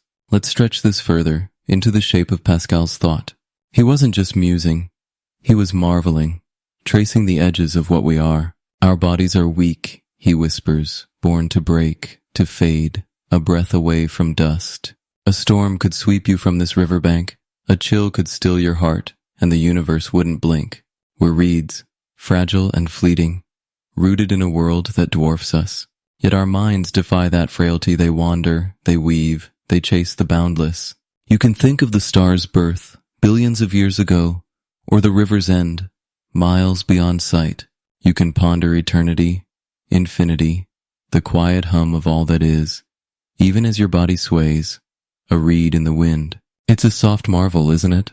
A contrast that doesn't clash but blends, a whisper that hums beneath the dusk, cradling you as you reach. Let's drift back for a moment, because this isn't a lone voice, it echoes through time. Picture the ancients, their eyes on the same stars, their frail hands carving questions into stone. Socrates saw the mind's reach, a spark that outlived the body's clay. Later, Descartes traced thought as proof of being.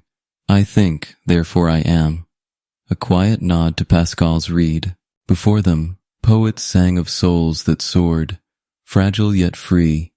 And after, scientists marveled at brains that mapped the cosmos from a speck of earth. Pascal's thought drifts through these, a thread worn smooth by centuries, a riddle that hums beneath the river, beneath the stars, beneath the now. It's not new.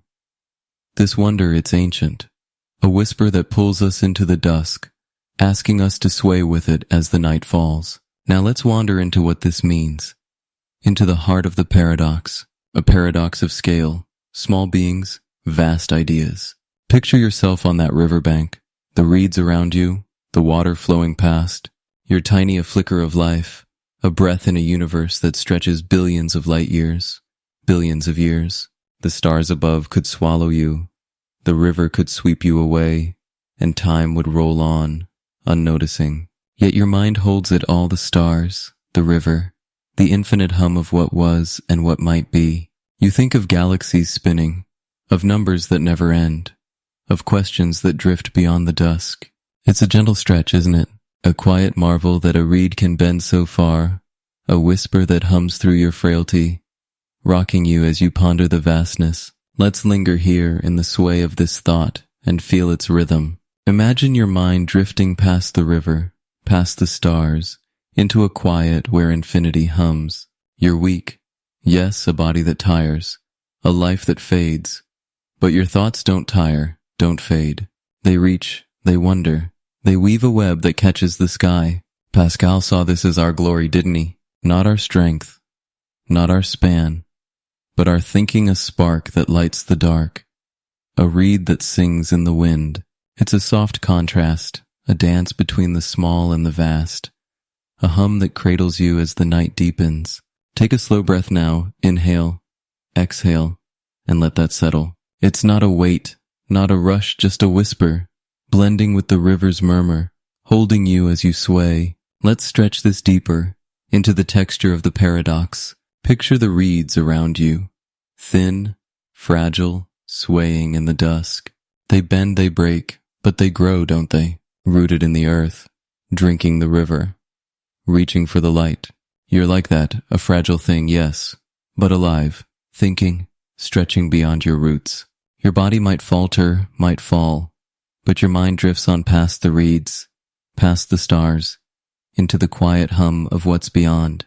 It's a gentle defiance, a soft rebellion against the scale that dwarfs you, a whisper that hums through the dusk, through the night, through the you that lies here now. We're small, but we hold the vastness, a reed that dreams of infinity, a spark that lights the dark. This paradox drifts beyond the riverbank, into the world we touch. Think of a candle flickering, its flame weak, its life brief, yet it warms the dark, casts shadows that stretch. Or a breath you take, small, fleeting, yet it carries you, lets you think, lets you wonder. The thinking reed hums through these, a quiet lens that bends how we see ourselves. Pascal's voice echoes in poets who sing of frail hearts and boundless skies, in scientists who chase the cosmos with fragile hands, in minds that wrestle with the infinite in the hush of their rooms. It's not just a thought, it's a mirror, reflecting a body that bends, a mind that reaches, a night that holds us as we drift toward its edge. Let's bring it closer, into this moment. You're here listening, the riverbank a thought away. Feel your frailty, the weight of your body, the breath that comes and goes, the reed that sways in the dusk. Then feel your mind drifting, stretching, humming with questions bigger than the stars. You're small, yes, a flicker, a whisper, but you think, you reach, you hold the infinite in a fragile frame. It's a soft mystery, one that doesn't bite but cradles, blending with the stillness around you. The thinking reed isn't here to wake you, it's here to rock you, to weave you into its paradox as the dusk fades into dark. Whether it's weakness or wonder, whether it's smallness or scale, we're here, living it, breathing it, one thought at a time. Let's stretch this further into the hush of what it implies. Picture the reeds not as alone, but as a chorus swaying together, bending together, humming a quiet song that drifts beyond the river. You're one of them, a fragile note in a vast melody, a thought that hums with the infinite. It's a lullaby of sorts, a rhythm that carries you as the river blurs and the stars grow bright. The paradox doesn't demand we resolve it. It invites us to drift, to let its contrast hum through us like a breeze, to rest in the haze of what we are. Smallness feels fragile, vastness feels free, and here we are, between them, cradled by the question as the night deepens. So, as we step away from this quiet riverbank, let's carry that drift with us. From fragile minds to fragile truths, let's explore doubt. What if the thoughts that reach so far bend under their own weight, a reed that questions its own song. Take a slow breath, let the river fade behind you, and step gently into what comes next. Imagine sitting in a quiet room at twilight, the air still, the last light filtering through a window in soft gray streaks. The world outside fades, trees blur into shadows, sounds hush into silence, and you're alone, just you and the hum of your own thoughts. You close your eyes, and a question drifts up, gentle but persistent. What do you know for sure? The chair beneath you, the breath in your lungs, the ticking of a clock. Can you trust them? You start to peel it back, layer by layer, letting go of what might not hold. The room could be a dream, the chair an illusion, the clock a trick, but you're thinking, aren't you? Doubting, wondering, spiraling inward. Welcome to the 18th stop on our journey from level 1 to 75. The doubt spiral, a gentle descent from René Descartes, a whisper that strips everything away until only thought remains, then turns on itself. Let your breath slow now. Let the room cradle you, and come with me into this soft, unraveling haze, where certainty slips like sand. This is Descartes' quest, a journey he began in the 17th century, his voice steady over a firelit desk, ink staining his fingers as he wrote. Picture him there, bundled against a Dutch winter, his mind restless, determined to find a rock that doubt couldn't erode. He called it the method of doubt. Strip away all beliefs, every crumb of what you think you know, until something unshakable stays. The senses lie, he said. Your eyes see a bent stick in water. Your ears hear echoes that twist. Your hands feel warmth that fades. The world could be a dream, a trick spun by a clever demon, every sight and sound a shadow on the wall. But even if it's all false, he whispered, one thing holds. You're doubting, you're thinking, and so you are. I think, therefore I am, a quiet anchor, a spark that hums through the dark, a reed that bends but doesn't break. Yet the spiral doesn't stop. Can you trust that spark? It's a gentle loop, a soft twist that hums beneath the twilight, rocking you as you drift. Let's drift into this, as if we're sitting in that room with Descartes. The fire's glow a faint pulse, the silence wrapping tight. Start with the chair, feel its wood, its weight, the way it holds you. But what if it's not there? Your senses have faltered before mirages in the heat, whispers in the wind, so let it go, let it blur into maybe. The window next, the light streaming in, the glass cool to the touch. Could it be a dream, a flicker in your mind? Dreams feel real until you wake, so let that slip too. Let it fade into shadow. The room itself, walls, floor, fire. Could a demon weave it, a trickster pulling strings? One by one, they fall, a quiet unraveling that leaves you floating, nothing solid, nothing sure. But you're thinking, aren't you? Doubting every piece, peeling every layer, and that hums steady a thought, a you, a whisper that doesn't fade. It's a gentle descent, a spiral that hums through the dusk, cradling you as you strip it all away. Let's stretch this further, into the heart of Descartes' anchor. I think, therefore I am, cogito. Ergo sum, a phrase carved into philosophy's stone, a quiet truth that hums beneath the doubt.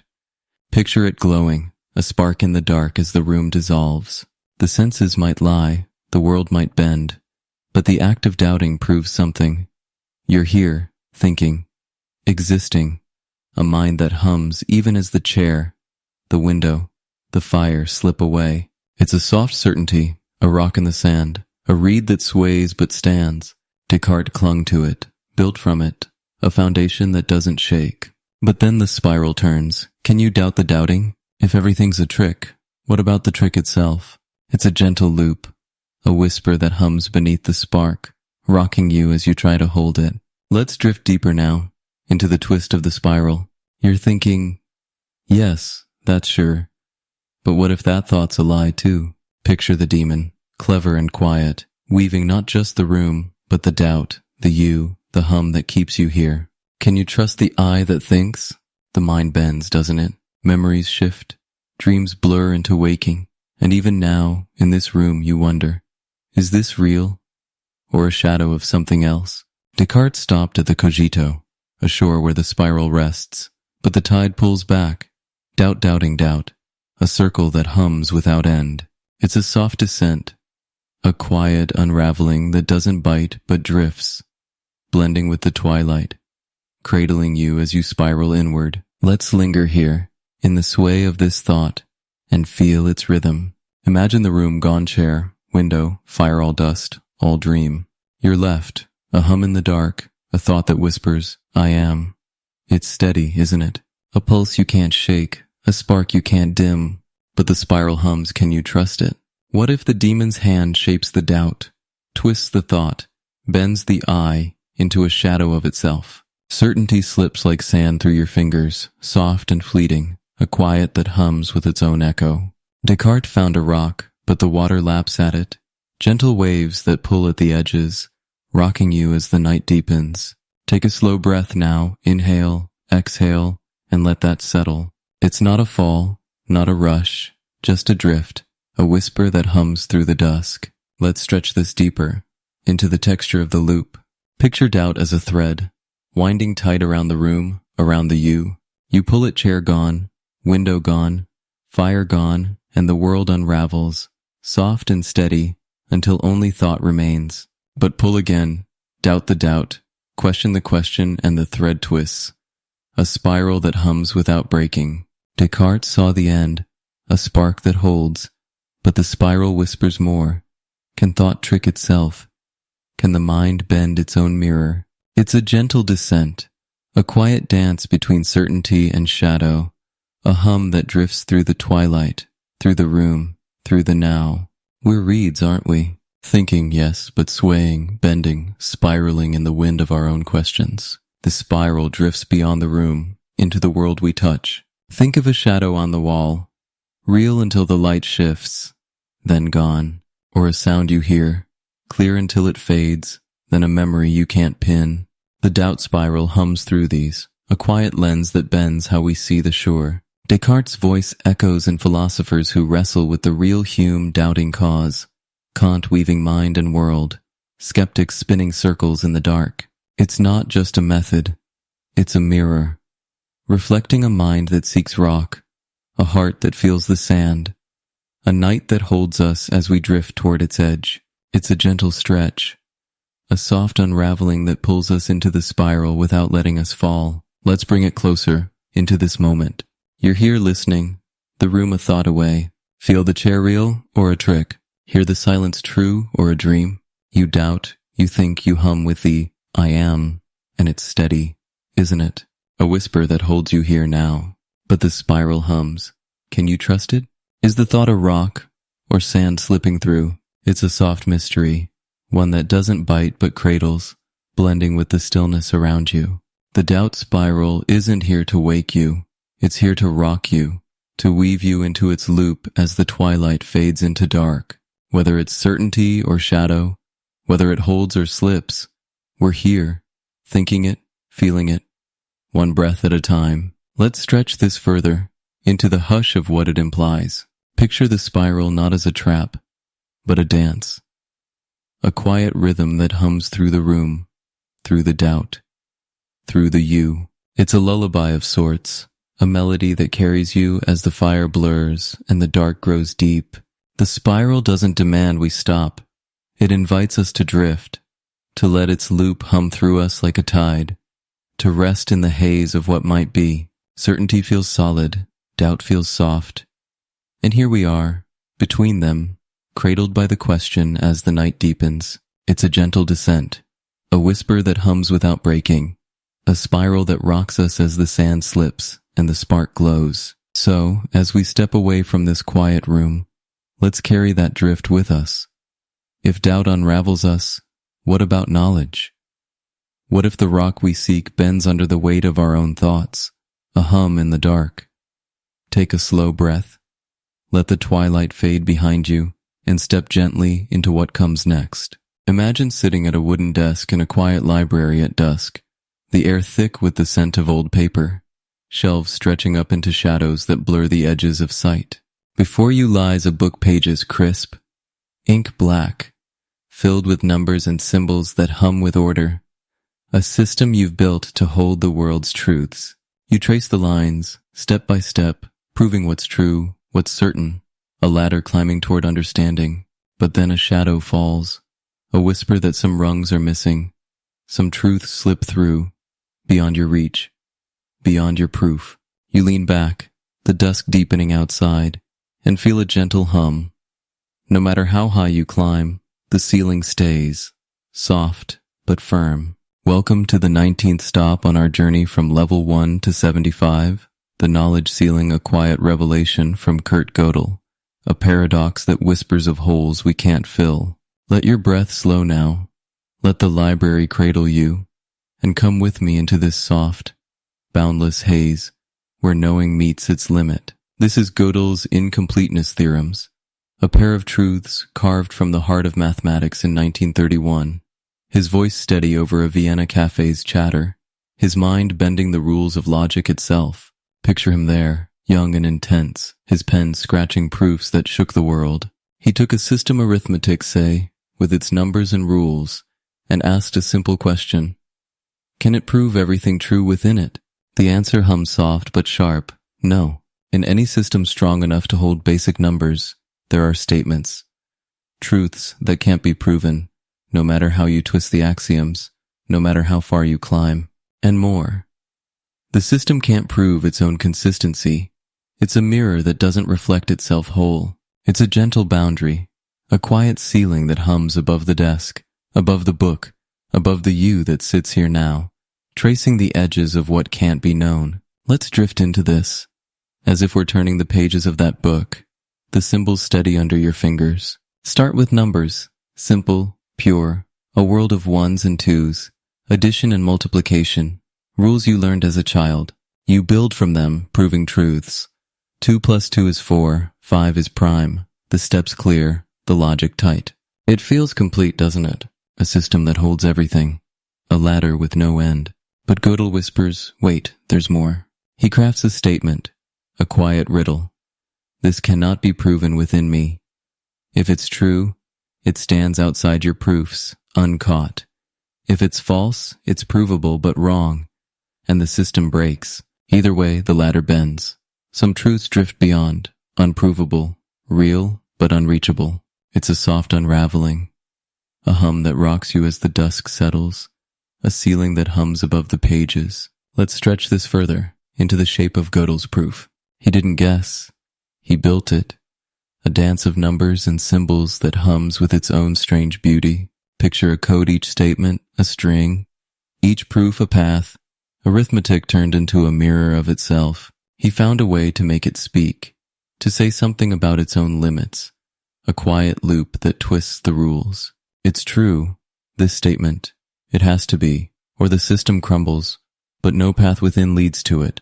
No proof pins it down. And then the second hum. The system can't prove it won't contradict itself. Can't say I'm solid without leaning on something outside. It's a gentle fracture, a soft boundary that doesn't break but bends, cradling you as you trace the ink, as you feel the ceiling press. Let's drift deeper now, into the heart of this limit. You're in the library, the book open, the dusk a soft veil outside. You prove what you can, numbers add, patterns hold, truths stack like stones. But Gödel's whisper hums. There are gaps, holes in the weave, truths that float beyond your grasp. They're not false, not tricks, they're real as the 4 or the 5, but unprovable. Shadows on the page you can't touch. It's a quiet ceiling, isn't it? A boundary that hums above the desk, above the system, above the mind that tries to climb. You reach, you stretch, but some rungs slip away, some truths drift free, and the ladder sways, steady but incomplete. It's a soft descent, a hum that rocks you as the shadows deepen, a paradox that cradles you in its hush. Let's linger here, in the sway of this thought, and feel its rhythm. Imagine the book growing, more pages, more rules, a system vast and intricate, a tower of logic rising high.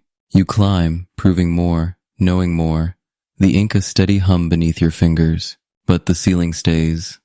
Gödel's whisper follows, a quiet echo that hums through every step. The more you build, the more gaps appear, truths that slip through, unprovable, unseen. It's a gentle twist, a soft irony that hums beneath the dusk. The stronger the system, the more it can't hold, the more it leaves behind. Take a slow breath now. Inhale, exhale, and let that settle. It's not a fall, not a rush, just a drift. A whisper that hums through the library, blending with the stillness of the night. Let's stretch this deeper, into the texture of the ceiling. Picture the truths that slip quiet statements, simple yet vast, humming beyond the page. One might say, this pattern never ends. True but unprovable, a hum that drifts through the numbers without a proof to pin it. Another might whisper of the system's own heart. I am consistent, a truth you feel but can't prove, a shadow that hums outside the rules. Gödel showed this with math, but it drifts wider into logic, into thought, into the you that sits here now. Knowledge has holes, doesn't it? Gaps we can't fill, ceilings we can't break, a quiet boundary that hums through the desk, through the book, through the dusk. It's a soft limit, a whisper that cradles even as it eludes, a hum that rocks you as the night falls. This ceiling drifts beyond the library, into the world we touch. Think of a map, lines drawn, lands named, a system to hold the earth. But some paths twist beyond it. Some truths slip through where the river bends, where the wind hums, uncaught by ink, or a song notes clear, rhythm steady, but the feeling drifts free, unprovable, real, but unheld. The knowledge ceiling hums through these, a quiet lens that bends how we see the shore. Gödel's voice echoes in mathematicians who chase the infinite Hilbert dreaming of completion, Turing tracing machines that halt philosophers who ponder the known, poets who sing of the unseen. It's not just a theorem, it's a mirror, reflecting a mind that climbs, a heart that feels the gaps, a night that holds us as we drift toward its edge. Let's bring it closer, into this moment. You're here listening, the library a thought away. Feel the desk solid, real, a system you trust. Trace the book rules, proofs, a ladder you climb. But the ceiling hums, some truths slip, some rungs bend, and you sway, don't you? You know the chair holds, the dusk falls, the breath hums, but beyond that, gaps whisper unprovable, unreachable, true but free. It's a soft mystery, one that doesn't bite but cradles, blending with the stillness around you. The knowledge ceiling isn't here to wake you, it's here to rock you, to weave you into its hum as the dusk fades into dark. Whether it's math or mind, whether it holds or slips, we're here, thinking it, feeling it, one page at a time. Let's stretch this further, into the hush of what it implies. Picture the ceiling not as a wall, but a sky vast, soft, humming with truths that drift beyond the ladder, beyond the book. The more we know, the more we can't, a quiet dance that hums through the library, through the dusk, through the you. It's a lullaby of sorts, a rhythm that carries you as the shadows blur and the night grows deep. The ceiling doesn't demand we break it. It invites us to drift, to let its gaps hum through us like a breeze, to rest in the haze of what lies beyond. Knowledge feels solid, but the holes feel vast, and here we are, between them, cradled by the whisper as the night deepens. Let's linger here a little longer, in the stillness of this thought. Imagine the library stretching shelves endless, books infinite, a system vast as the stars. You climb, you prove, you know, and the ceiling hums soft, steady, a boundary that cradles even as it limits. It's not a trap, it's a companion, a quiet that sits with you as the world fades. The gaps aren't empty, they're full of what might be, truths that hum without proof, a whisper that rocks you gently as the dusk turns to night. It's a paradox that hums without breaking, a ceiling that holds us as we reach, a soft boundary that drifts through the library and into the dark. So, as we step away from this quiet desk, let's carry that drift with us. From limits of knowledge to limits of choice, let's dive in. What if the truths we can't prove shape the paths we take? A hum in the dark. Take a slow breath. Let the library fade behind you and step gently into what comes next. Imagine standing in a quiet field at noon, the sun warm overhead, the air still, The grass a soft hum beneath your feet. Before you, two paths stretch out, one to the left, one to the right, each leading to a pile of hay, golden and fresh, each the same distance, the same size, the same scent drifting on the breeze. You're hungry, your stomach a gentle ache, and you need to choose, left or right. One will do, either will save you, but they're equal, perfectly matched, and you pause, your feet rooted, your mind swaying between them, unable to step. The sun climbs higher, the ache grows sharper, and still you stand, caught in a quiet deadlock. Welcome to the 20th stop on our journey from level 1 to 75, the Buridan's Ass Dilemma. A gentle paradox from medieval thought, a whisper that hums through indecision's absurdity. Let your breath slow now. Let the field cradle you, and come with me into this soft, swaying standoff where choice bends into stillness. This is Buridan's tale, though it's older than his name. A story spun in the 14th century by Jean Buridan, a philosopher with a mind that danced with logic's edges. Picture him in a dusty hall, his voice steady over parchment and ink, weaving a thought experiment that hums with quiet irony. A donkey stands between two bales of hay equal in every way. No better, no worse, no closer, no farther. It's starving, its life hanging on a choice. But the options balance so perfectly that it freezes, unable to pick, and so it dies. A reed caught in the wind of its own freedom. It's not a real donkey, of course, just a mirror, a soft reflection of us, our minds, our moments when the scales tip neither way and we sway, paralyzed by the evenness of it all. It's a gentle absurdity, a hum that rocks you as the field glows under the sun, a paradox that whispers of choice's strange shadow. Let's drift into this, as if we're that donkey or you, standing in the field, the hay a quiet promise on both sides. Feel the hunger, the need pulling you forward, the sun a steady weight above. Left or right, it doesn't matter, does it? Either will fill you, either will ease the ache, and yet you stand, your feet sinking into the grass, your mind a soft pendulum swinging between.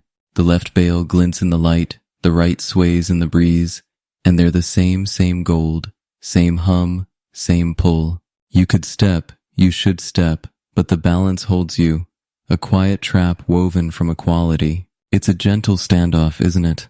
A moment that hums with life and death, a whisper that rocks you as the sun climbs, as the field waits, as you sway. Let's stretch this further into the shape of Buridan's thought. He didn't invent it. Aristotle brushed it centuries before, pondering will and motion, and satirists like Aristophanes mocked indecision's dance. But Buridan sharpened it, a quiet blade that cuts through choice's core. The donkey isn't dumb, it's rational, weighing options, seeking reason to tip the scales. If one bale were sweeter, closer, softer, it'd move, but they're equal, and reason stalls. A reed bending in the wind with no push to break the tie. It's absurd, yes. Life hangs on a step, and still it stands, dying for want of a nudge. It's a soft mirror, a hum that drifts through the field, through the you that feels this now, reflecting moments when freedom freezes us, when the scales balance too well. Let's drift deeper now, into the heart of this dilemma. Picture the field again, the hay steady, the sun a quiet judge above. You're free to choose, free to step, free to live, and yet you don't, caught in a web of your own making. The options hum, equal and clear, and your mind spins, left, right, a soft loop that doesn't land. Buridan's donkey dies not from force, not from chains, but from the lack of difference, a gentle irony that hums through the grass. It's a paradox of scale choice should save, should free, but here it binds, a quiet trap that rocks you as the field glows, as the hunger hums, as the moment stretches. Freedom bends into stillness, a whisper that cradles you in its sway. Let's linger here, in the sway of this thought, and feel its rhythm. Imagine the donkey or you swaying, the hay a quiet promise, the sun a steady hum. You could flip a coin, close your eyes, let chance break the tie, but the scales stay even, the logic holds tight, and you stand, don't you? It's not laziness, not fear, just balance. A perfect match that hums through the field, through the mind, through the now. Are we free or frozen by freedom? The question drifts, soft and steady, a whisper that hums beneath the sun. Freedom feels vast, a field with no fences, but here it narrows, a standoff that cradles you as the dusk nears, as the choice hums, as the hunger waits. Take a slow breath, now inhale, exhale, and let that settle. It's not a rush, not a fall, just a hum, blending with the breeze, rocking you as you stand. Let's stretch this deeper, into the texture of the paradox. Picture the scales, not just hay, but moments in your own sway. Two paths home, equal in time, equal in light, and you pause, caught in the balance. Two words to say yes or no, each the same weight, each the same hum, and your tongue stills, the choice unmade. Buridan's ass isn't far, it's here, in the quiet when options match, when reason finds no edge to lean on. It's absurd, yes, life or death on a step, and yet we freeze, reeds in a wind that doesn't choose. It's a gentle twist, a soft boundary that hums through the field, through the mind, through the you that feels this now. Freedom hums loud, but equality hums louder, a whisper that cradles even as it binds. This dilemma drifts beyond the field, into the world we touch. Think of a fork in the road, two trails, same length, same shade, and you stand swaying in the dusk, or a breath you hold, speak, or stay silent, each equal, each humming, and the moment drifts unclaimed. The Buridan's ass dilemma hums through these, a quiet lens that bends how we see choice. Buridan's voice echoes in philosophers who wrestle with Will Spinoza tracing cause, Leibniz weighing worlds, scientists who ponder decisions spark, poets who sing of the pause. It's not just a tale, it's a mirror, reflecting a mind that sways, a heart that feels the tie, a noon that holds us as we drift toward its edge. It's a gentle stretch, a soft unraveling that pulls us into the standoff without letting us fall. Let's bring it closer, into this moment. You're here, listening, the field a thought away. Feel the grass soft, real, a choice beneath your feet. See the hay left, right, equal, humming with promise. You're free, aren't you? Free to step, free to live, and yet the balance hums. Can you move? Or does it hold you? It's a soft mystery, one that doesn't bite but cradles, blending with the stillness around you. The Buridan's ass dilemma isn't here to wake you. It's here to rock you, to weave you into its sway as the sun climbs, as the field glows, as the hunger hums. Whether it's freedom or freeze, whether it bends or binds, we're here, feeling it, living it, one breath at a time. Let's stretch this further, into the hush of what it implies. Picture the field not as a trap, but a mirror, a quiet hum that reflects the you that sways, the mind that weighs, the heart that pauses. Are we free or frozen by freedom? It's a lullaby of sorts, a rhythm that carries you as the hay blurs and the noon grows still. The dilemma doesn't demand we choose. It invites us to drift, to let its balance hum through us like a breeze, to rest in the haze of what might be. Freedom feels open, equality feels tight, and here we are, between them, cradled by the standoff as the dusk nears. It's a gentle descent, a whisper that hums without breaking, a sway that rocks us as the scales hold and the field waits. Let's linger here a little longer, in the stillness of this thought. Imagine the donkey or you standing, the hay a quiet hum, the sun a steady pulse. The choice hums, life hums, and yet you sway, a reed in a field of equals, a mind caught in its own dance. It's not a failure, it's a mirror, a soft reflection of moments when the world balances too well, when freedom bends into pause. The absurdity hums soft, a whisper that cradles even as it teases, a standoff that rocks you gently as the sun dips and the field fades. It's a paradox that hums without breaking, a balance that holds us as we sway, a quiet that drifts through the noon and into the dusk. So, as we step away from this golden field, let's carry that drift with us.